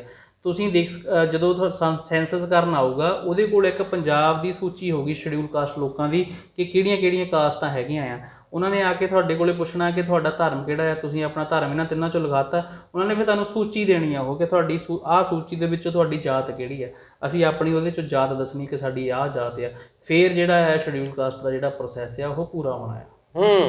ਮੰਨ ਲਓ ਤੁਸੀਂ ਦੱਸਿਆ ਕਿ ਗਲਤ ਜਾਣਕਾਰੀ ਦੇਣ ਵਾਲੇ ਨੂੰ ਸਜ਼ਾ ਭੁਗਤਣੀ ਪੈ ਸਕਦੀ ਆ। ਇਹ ਵੈਸੇ ਤਾਂ ਸਜ਼ਾ ਦੇਣੀ ਨਹੀਂ ਹੈ, ਇਹ ਮਨੂਵਾਦੀ ਸਰਕਾਰਾਂ ਚਾਹੁੰਦੀਆਂ ਵੀ ਇਹ ਉਲਝੇ ਰਹਿਣ, ਕੁਰਾਹੇ ਪਏ ਰਹਿਣ, ਇਹ ਆਪਣੇ ਹੱਕਾਂ ਤੋਂ ਵਾਂਝੇ ਰਹਿਣ, ਇਹਨਾਂ ਦਾ ਹੱਕ ਸਾਨੂੰ ਦੇਣਾ ਨਾ ਪਏ, ਅਸੀਂ ਢਕਾਰਦੇ ਰਹੀਏ, ਸਜ਼ਾ ਦੇਣੀ ਨੇ। ਪਰ ਦੂਜਾ ਪੱਖ ਮੈਂ ਇਹ ਪੁੱਛਣਾ ਚਾਹੁੰਦਾ ਸੀਗਾ, ਮੰਨ ਲਓ ਕੋਈ ਸੱਜਣ ਉਹਨਾਂ ਨੇ ਆਪਣਾ ਇਹ ਤਿੰਨਾਂ ਧਰਮਾਂ ਤੋਂ ਇਲਾਵਾ ਹੋਰ ਕੁਛ ਲਿਖਾ ਦਿੱਤਾ ਤੇ ਉਹਨੇ ਆਪਣੀ ਜਾਤ ਬਰਾਦਰੀ ਵੀ ਲਿਖਾ ਦਿੱਤੀ, ਤੇ ਉਹਨਾਂ ਨੂੰ ਜਿਹੜਾ ਰਿਜ਼ਰਵੇਸ਼ਨ ਦੇ ਹੱਕ ਹੈਗੇ ਨੇ ਕਿ ਜਾਂ ਪੋਲੀਟੀਕਲ ਜਾਂ ਉਹਨਾਂ ਨੂੰ ਸਕੂਲ ਜਾਂ ਯੂਨੀਵਰਸਿਟੀਆਂ ਦੇ ਵਿੱਚ ਜਾਂ ਉਹਨਾਂ ਨੂੰ ਨੌਕਰੀ ਦੇ ਵਿੱਚ ਉਹ ਅੜਿੱਕਾ ਪੈ ਸਕਦਾ? ਬਿਲਕੁਲ, ਮੈਂ ਤੁਹਾਨੂੰ ਦੱਸਦਾ, ਪਹਿਲੀ ਗੱਲ ਦੇ ਵਿੱਚ ਮੈਂ ਐਡ ਕਰਨ ਨੂੰ ਰਹਿ ਗਿਆ ਜਿਹੜਾ ਤੁਸੀਂ ਹੁਣ ਸਵਾਲ ਪੁੱਛ ਲਿਆ, ਧੰਨਵਾਦ ਤੁਹਾਡਾ। ਐਕਚੁਅਲੀ ਕੀ ਆ, ਇਸ ਵਾਰੀ ਜਿਹੜੀ ਸੈਂਸਸ ਹੋਣੀ ਆ ਉਹਦੇ 'ਤੇ ਤੁਹਾਡਾ ਆਧਾਰ ਕਾਰਡ ਨੰਬਰ ਉਹਨਾਂ ਨੇ ਨੋਟ ਕਰਨਾ ਹੈ, ਠੀਕ ਹੈ ਜੀ। ਜਦੋਂ ਤੁਸੀਂ ਨੌਕਰੀ ਲਈ ਅਪਲਾਈ ਕਰਦੇ ਆ ਤੁਹਾਡਾ ਆਧਾਰ ਕਾਰਡ ਨੰਬਰ ਉਦੋਂ ਵੀ ਲੈਣਾ ਹੈ, ਕਿ ਲਿਆ ਜਾਂਦਾ ਹੈ, ਤੁਹਾਨੂੰ ਵੀ ਪਤਾ ਹੈ। ਪਰ ਜਦੋਂ ਅਸੀਂ ਹੁਣ ਆਪਣਾ ਆਧਾਰ ਕਾਰਡ ਨੰਬਰ ਇਹ 'ਤੇ ਲਿਖਾਤਾ, ਅਸੀਂ ਆਪਣਾ ਧਰਮ ਲਿਖਾਤਾ, ਸਪੋਜ਼ ਕਰੋ ਮੁਸਲਮਾਨ ਲਿਖਾਤਾ, ਅਸੀਂ ਬੰਦੇ ਹੈਗੇ ਸ਼ਡਿਊਲ ਕਾਸਟ ਦੇ, ਸਰਟੀਫਿਕੇਟ ਸਾਡੇ ਕੋਲ ਸ਼ਡਿਊਲ ਕਾਸਟ ਦਾ ਹੈਗਾ ਆ, ਅਸੀਂ ਆਪਣਾ ਧਰਮ ਲਿਖਾਤਾ ਕ੍ਰਿਸਚਨ, ਅਸੀਂ ਆਪਣਾ ਧਰਮ ਲਿਖਾਤਾ ਇਹਨਾਂ ਤਿੰਨਾਂ ਧਰਮਾਂ ਤੋਂ ਇਲਾਵਾ ਕੋਈ ਹੋਰ, ਤਾਂ ਨੌਕਰੀ ਵੇਲੇ ਜਦੋਂ ਅਸੀਂ ਸਰਕਾਰ ਕੋਲੇ ਜਾਣਾ ਹੈ ਕਿ ਜੀ ਅਸੀਂ ਸ਼ਡਿਊਲ ਕਾਸਟ ਜਿਹੜਾ ਮੰਨ ਲਓ ਖਾਨਾ ਹੋਣਾ ਜਿੰਨੀਆਂ ਉਹਨਾਂ ਲਈ ਸੀਟਾਂ ਰਿਜ਼ਰਵ ਹੋਣੀਆਂ, ਅਸੀਂ ਉਹਦੇ 'ਚ ਅਪਲਾਈ ਕਰ ਦੇਣਾ ਆ। ਇਹ ਜਿਹੜਾ ਸਾਰਾ ਡਾਟਾ ਆ ਇਹ ਔਨਲਾਈਨ ਹੋ ਜਾਣਾ ਆ ਕਿ ਇਸ ਬੰਦੇ ਨੇ ਜਨਗਣਨਾ ਦੇ ਵਿੱਚ ਆਪਣਾ ਧਰਮ ਕਿਹੜਾ ਲਿਖਾਇਆ ਸੀਗਾ, ਅਸੀਂ ਤਿੰਨਾਂ ਤੋਂ ਇਲਾਵਾ ਲਿਖਾਇਆ ਸੀਗਾ, ਮੰਨ ਕੇ ਚਲੋ ਅਸੀਂ ਮੁਸਲਮਾਨ ਲਿਖਾਇਆ ਸੀ, ਅਸੀਂ ਕ੍ਰਿਸਚਨ ਲਿਖਾਇਆ ਸੀਗਾ। ਤਾਂ ਜਦੋਂ ਅਸੀਂ ਨੌਕਰੀ ਲੈਣ ਲਈ ਜਾਣਾ, ਅਸੀਂ ਅਪਲਾਈ ਕਰਤਾ, ਸ਼ਡਿਊਲ ਕਾਸਟ ਸਰਟੀਫਿਕੇਟ ਅਪਲੋਡ ਕਰਤਾ ਅਤੇ ਆਧਾਰ ਕਾਰਡ ਨੰਬਰ ਦਿੱਤਾ, ਅਸੀਂ ਮੰਨ ਲਓ ਪੇਪਰ ਕਲੀਅਰ ਵੀ ਕਰ ਲਿਆ ਜਾਂ ਪੇਪਰ ਤੋਂ ਪਹਿਲਾਂ ਵੀ ਅੜਿੱਕਾ ਪੈ ਸਕਦਾ, ਅਸੀਂ ਤਰੀਕ ਅਨਾਊਂਸ ਆ ਕਿ ਮੰਨ ਲਓ ਆਹ ਪੇਪਰ ਪੈਣਾ ਆ, ਤਾਂ ਉਹਨਾਂ ਨੇ ਕਹਿਣਾ ਜੀ ਤੁਸੀਂ ਐਲੀਜੀਬਲ ਨਹੀਂ ਹੈ ਸ਼ਡਿਊਲ ਕਾਸਟ ਲਈ, ਕਿਉਂਕਿ ਜਿਹੜਾ ਤੁਹਾਡਾ ਤੁਸੀਂ 1950 ਦੇ ਆਰਡਰ ਦੀਆਂ ਜਿਹੜੀਆਂ ਹਦਾਇਤਾਂ ਆ ਉਹ ਪੂਰੀਆਂ ਨਹੀਂ ਕਰਦੇ ਹੈ।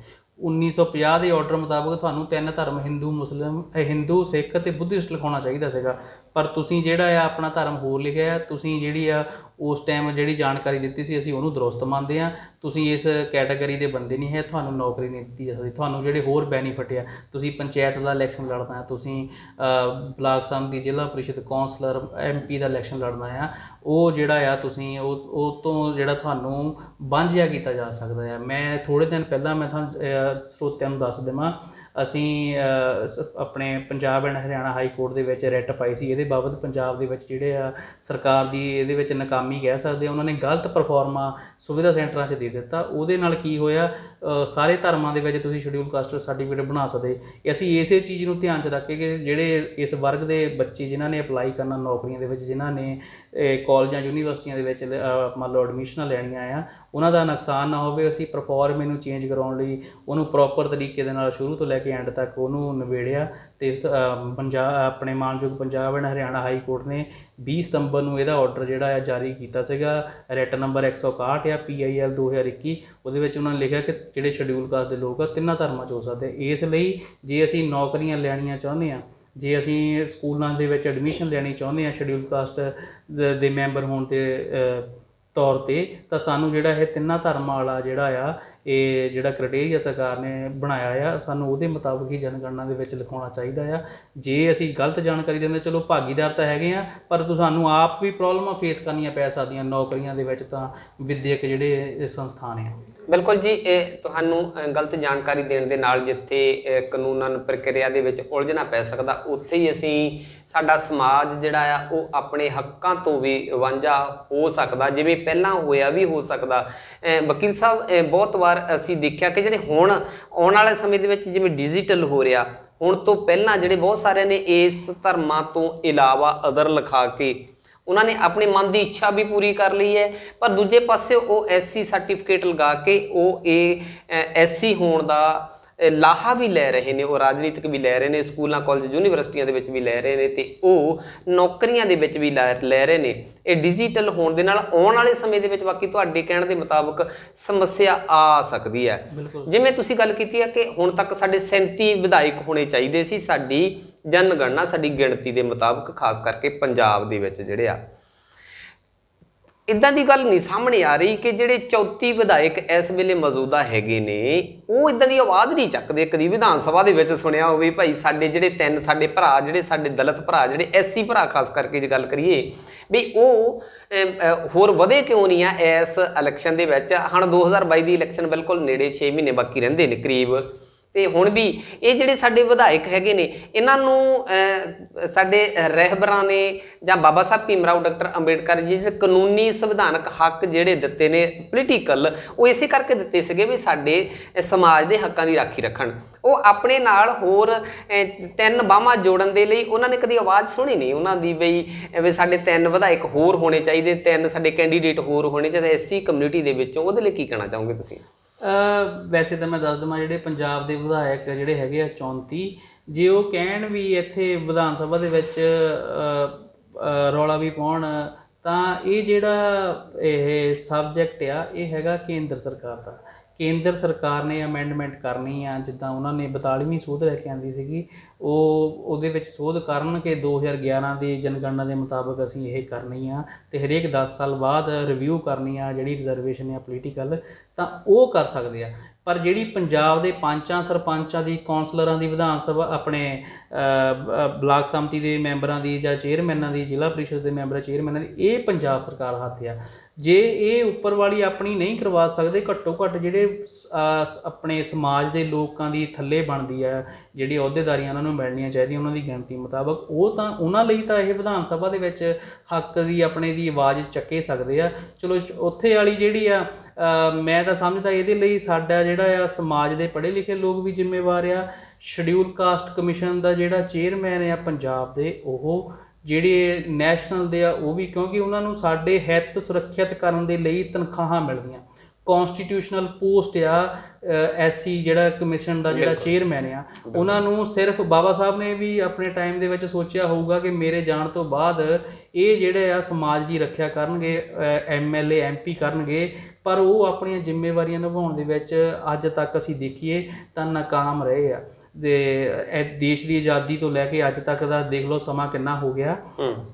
ਇਹਨਾਂ ਦਾ ਕੋਈ ਇੱਦਾਂ ਦਾ ਕੋਈ ਹਿਸਟੋਰਿਕ ਕੋਈ ਆਰਡਰ, ਕੋਈ ਇੱਦਾਂ ਦਾ ਮੀਲ ਪੱਥਰ ਜਿਹਨੂੰ ਆਪਾਂ ਕਹਿ ਲਈਏ ਇਹਨਾਂ ਨੇ ਕੋਈ ਗੱਡਿਆ ਨਹੀਂ ਹੈ ਜਿੱਥੋਂ ਲੱਗੇ ਕਿ ਇਹਨਾਂ ਨੇ ਸਮਾਜ ਲਈ ਕੁਛ ਕੀਤਾ। ਇਹਨਾਂ ਨੇ ਮਨੂਵਾਦੀਆਂ ਸਰਕਾਰਾਂ ਦੇ ਹੱਥ ਠੋਕੇ ਬਣ ਕੇ ਉਹਨਾਂ ਦਾ ਹੀ ਮੰਨ ਲਓ ਜਿਹੜਾ ਆ ਬੋਲਬਾਲਾ ਵਧਾਇਆ ਆ, ਸਮਾਜ ਦੇ ਲਈ ਕੁਛ ਨਹੀਂ ਕੀਤਾ। ਇਹ ਤਾਂ ਹੁਣ ਸਾਡੇ ਸਮਾਜ 'ਤੇ ਆ, ਇਹ ਆਪਣੀ ਜਿਹੜੀ ਪੰਜਾਬ ਦੇ ਵਿੱਚ 88 ਲੱਖ ਪਾਪੂਲੇਸ਼ਨ ਹੈ, ਇਹਨਾਂ ਤੱਕ ਇਹ ਗੱਲ ਜਾਣੀ ਚਾਹੀਦੀ ਆ। ਵੋਟਾਂ ਲੱਗ ਗਏ ਆ, ਇਹਨਾਂ ਨੂੰ ਆਪਣੇ ਜਦੋਂ ਵੋਟਾਂ ਮੰਗਣ ਆਉਂਦੇ ਇਹਨਾਂ ਨੂੰ ਦੱਸਣ ਕਿ ਸਾਡੀ ਪਾਪੂਲੇਸ਼ਨ ਦੇ ਹਿਸਾਬ ਨਾਲ ਸਾਨੂੰ ਰਿਜ਼ਰਵੇਸ਼ਨ ਦਾ ਦਿਓ। ਥੋੜ੍ਹੇ ਦਿਨ ਪਹਿਲਾਂ 5 ਜੱਜਾਂ ਦੇ ਬੈਂਚ ਨੇ ਇੱਕ ਓਰਲੀ ਕਿਹਾ, ਰਿਮਾਰਕਸ ਦਿੱਤਾ, ਕਹਿੰਦੇ ਜੀ ਪਤਾ ਨਹੀਂ ਤੁਸੀਂ ਕਦੋਂ ਤੱਕ ਕਹਿੰਦੇ ਰਿਜ਼ਰਵੇਸ਼ਨ ਜਿਹੜੀ ਜਾਰੀ ਰੱਖਣੀ ਚਾਹੁੰਦੇ ਆ। ਮੈਂ ਇਹ ਦੱਸਣਾ ਚਾਹੁੰਦਾ ਆ, ਇਹ ਕਿਤਾਬ ਦੇ ਵਿੱਚ ਵੀ ਲਿਖਿਆ, ਸਾਨੂੰ ਸਹੀ ਰਿਜ਼ਰਵੇਸ਼ਨ ਤਾਂ ਹਾਲੇ ਤੱਕ ਇਹਨਾਂ ਨੇ ਦਿੱਤੀ ਨਹੀਂ ਹੈ। 1947 ਦੇ ਵਿੱਚ ਇਹਨਾਂ ਨੇ ਕਿਹਾ, ਹੋਮ ਮਿਨਿਸਟਰੀ ਜਿਹੜੀ ਹੈ ਸੈਂਟਰ ਗਵਰਨਮੈਂਟ ਦੀ, ਉਹਨਾਂ ਨੇ ਰੈਜ਼ੋਲੂਸ਼ਨ ਪਾਇਆ 22 ਅਗਸਤ ਨੂੰ ਕਿ ਜਿਹੜੀ ਇਹਨਾਂ ਦੀ ਪਾਪੂਲੇਸ਼ਨ ਦੇ ਹਿਸਾਬ, ਜਿਹੜੀ ਪਾਪੂਲੇਸ਼ਨ ਸਾਹਮਣੇ ਆਉਣ ਤੱਕ 1951 ਤੱਕ ਦੀ ਇਹਨਾਂ ਨੂੰ 12.5% ਰਿਜ਼ਰਵੇਸ਼ਨ ਦਿੱਤੀ ਜਾਂਦੀ ਆ। 1951 'ਚ ਜਿੰਨੀ ਇਹਨਾਂ ਦੀ ਗਿਣਤੀ ਆਊਗੀ ਉਸ ਹਿਸਾਬ ਨਾਲ ਦਿੱਤੀ ਜਾਊਗੀ ਰਿਜ਼ਰਵੇਸ਼ਨ। 1947 ਤੋਂ ਲੈ ਕੇ 1970-71 ਤੱਕ ਦੀ ਜਿਹੜੀ ਆ ਮੰਨ ਲਓ 1961 ਤੱਕ ਦੀ, 1961 ਦੀ ਪਾਪੂਲੇਸ਼ਨ ਦੇ ਹਿਸਾਬ ਨਾਲ ਸਾਨੂੰ 70 'ਚ ਰਿਜ਼ਰਵੇਸ਼ਨ ਰਿਵਿਊ ਹੋਈ। 1947 ਤੋਂ ਲੈ ਕੇ 1970 ਤੱਕ ਸਾਨੂੰ 12.5 ਹੀ ਦਿੰਦੇ ਰਹੇ। ਸਾਡੀ ਪਾਪੂਲੇਸ਼ਨ 1951 'ਚ ਵੀ ਸਾਡੀ 15% ਸਾਹਮਣੇ ਆ ਗਈ ਸੀਗੀ, 61 ਦੇ ਵਿੱਚ ਵੀ 15% ਸਾਹਮਣੇ ਆ ਗਈ ਸੀ, ਪਰ ਸਾਨੂੰ ਜਿਹੜੀ ਰਿਜ਼ਰਵੇਸ਼ਨ ਜਾ ਕੇ 1970 ਦੇ ਵਿੱਚ ਦਿੱਤੀ ਹੈ। 1947 ਤੋਂ 70, ਉਸ ਤੋਂ ਬਾਅਦ 71 ਦੇ ਵਿੱਚ ਰਿਵਿਊ ਹੋਈ, ਉਹ ਚਲੋ ਸਾਡੀ ਪਾਪੂਲੇਸ਼ਨ ਨੂੰ ਸੇਮ ਹੀ ਸੀਗੀ। ਉਸ ਤੋਂ ਬਾਅਦ ਉੱਤੇ ਕੈਪ ਲੱਗ ਗਿਆ ਜਿਹੜਾ 50% ਵਾਲਾ ਆ। ਇਕਨੋਮਿਕਲੀ ਵੀਕਰ ਸੈਕਸ਼ਨ ਨੂੰ ਤਾਂ ਮਿਲ ਗਈ, ਪਰ ਸਾਡੇ ਵਾਲੇ ਬੰਦਿਆਂ ਨੂੰ ਜਿਹੜੀ ਆ ਐਜੂਕੇਸ਼ਨਲ ਦੇ ਵਿੱਚ ਜਿਹੜੀ ਸਾਡੀ ਪਾਪੂਲੇਸ਼ਨ ਜਿਹੜੀ ਆ ਵਧਣ ਦੇ ਬਾਵਜੂਦ ਵੀ ਸਾਨੂੰ ਮਿਲਿਆ ਨਹੀਂ। ਪੰਜਾਬ ਦਾ ਤੁਸੀਂ ਸਾਹਮਣੇ ਹੀ ਆ, 50% ਦਾ ਕੈਪ ਵੀ ਨਹੀਂ ਹੈਗਾ, ਤਾਂ ਵੀ ਸਾਡੀ ਰਿਜ਼ਰਵੇਸ਼ਨ 1974 ਤੋਂ ਬਾਅਦ ਰਿਵਿਊ ਹੀ ਨਹੀਂ ਕੀਤੀ ਗਈ। ਨਾ ਐਜੂਕੇਸ਼ਨ, ਨਾ ਜਿਹੜੀ ਆ ਨੌਕਰੀਆਂ ਦੇ ਵਿੱਚ ਜਿਹੜੀ ਪੋਲੀਟੀਕਲ ਆ, ਉਹ ਤਾਂ ਚਲੋ ਸੈਂਟਰਲ ਗਵਰਨਮੈਂਟ ਦਾ ਡੋਮੇਨ ਆ। ਤੁਹਾਡੇ ਵੱਲੋਂ ਬਣਾਏ MP MLA ਇਹਨਾਂ ਨੇ ਮੁੜ ਤੁਹਾਡੇ ਕੋਲ ਆਉਣਾ। ਇਹ ਜਿਹੜੇ ਸਵਾਲ ਅੱਜ ਪੌਰੀ ਸਾਹਿਬ ਨੇ ਤੁਹਾਡੇ ਨਾਲ ਕੀਤੇ ਨੇ, ਵਿਚਾਰ ਕੀਤੇ ਨੇ, ਉਹ ਤੁਸੀਂ ਜ਼ਰੂਰ ਇਹਨਾਂ ਹੱਕਾਂ ਅਧਿਕਾਰਾਂ ਦੀ ਆਪਣੇ ਨੁਮਾਇੰਦਿਆਂ ਨਾਲ ਜ਼ਰੂਰ ਗੱਲ ਕਰਿਓ, ਕਿਉਂਕਿ ਇਹਨਾਂ ਨੂੰ ਸਿਰਫ ਆਪਣੀ ਕੁਰਸੀ ਹੀ ਪਿਆਰੀ ਹੋਈ ਆ, ਲੋਕਾਂ ਦੇ ਹੱਕਾਂ ਦੀ ਰਾਖੀ ਇਹਨਾਂ ਨੇ ਨਹੀਂ ਰੱਖੀ। ਅੱਜ ਸਾਡਾ ਸਮਾਜ ਜਿਹੜਾ ਆ ਉਹ ਆਪਣੇ ਹੱਕਾਂ ਤੋਂ ਵਾਂਝਾ ਹੋ ਰਿਹਾ। ਦੂਜੇ ਪਾਸੇ ਰਿਜ਼ਰਵੇਸ਼ਨ ਖੋਹੀ ਜਾਣ ਦੀਆਂ ਗੱਲਾਂ ਚੱਲਦੀਆਂ ਤੇ ਸਾਡੇ ਸਮਾਜ ਦੇ ਵਿੱਚ ਗਿਰਾਵਟ ਵੱਲ ਜਾ ਰਿਹਾ, ਸਾਡਾ ਸਮਾਜ ਪਹਿਲਾਂ ਨਾਲੋਂ ਹੋਰ ਤੰਗੀਆਂ ਤੁਰਸ਼ੀਆਂ ਵੱਲ ਜਾ ਰਿਹਾ, ਸਾਡੇ ਹੱਕ ਅਧਿਕਾਰ ਸਾਰੇ ਖੋਹੇ ਜਾ ਰਹੇ ਨੇ, ਸਾਡੇ ਐਜੂਕੇਸ਼ਨ ਦਾ ਬੁਰਾ ਹਾਲ ਹੈ, ਸਾਡੀ ਸਿਹਤ ਸਹੂਲਤਾਂ ਦਾ ਬੁਰਾ ਹਾਲ ਹੈ, ਰੁਜ਼ਗਾਰ ਮਿਲਦਾ ਕੋਈ ਨਹੀਂ ਹੈ, ਸਾਨੂੰ ਨਕਾਰੇ ਨਕੰਮੇ ਫ੍ਰੀ ਵਾਲੀਆਂ ਚੀਜ਼ਾਂ ਤੇ ਲਗਾ ਕੇ ਸਾਨੂੰ ਫਿਰ ਮੁੜ ਤੋਂ ਗੁਲਾਮ ਬਣਾਉਣ ਦੀਆਂ ਕੋਸ਼ਿਸ਼ਾਂ ਕੀਤੀਆਂ ਜਾ ਰਹੀਆਂ। ਸਮਾਜ ਨੂੰ, ਸਾਡੇ ਸਰੋਤਿਆਂ ਨੂੰ ਕੀ ਸੰਦੇਸ਼ ਆਖਰ ਤੇ ਸੁਨੇਹਾ ਦੇਣਾ ਚਾਹੋਗੇ? ਮੈਂ ਜੋ ਆਪਣੇ ਸਮਾਜ ਨੂੰ, ਇਸ ਦੇਸ਼ ਦੇ ਜਿਹੜਾ ਵੱਡਾ ਵਰਗ ਹੈ ਇਹ, ਉਹਨੂੰ ਮੈਂ ਇਹੀ ਸੰਦੇਸ਼ ਜਾਂ ਮੰਨ ਲਓ ਬੇਨਤੀ ਕਰਨੀ ਚਾਹੁੰਦਾ ਹਾਂ ਕਿ ਜਨਗਣਨਾ ਸਿਰਫ ਇੱਕ ਸਰਕਾਰ ਦੀ ਫਾਰਮੈਲਿਟੀ ਨਹੀਂ ਹੈ।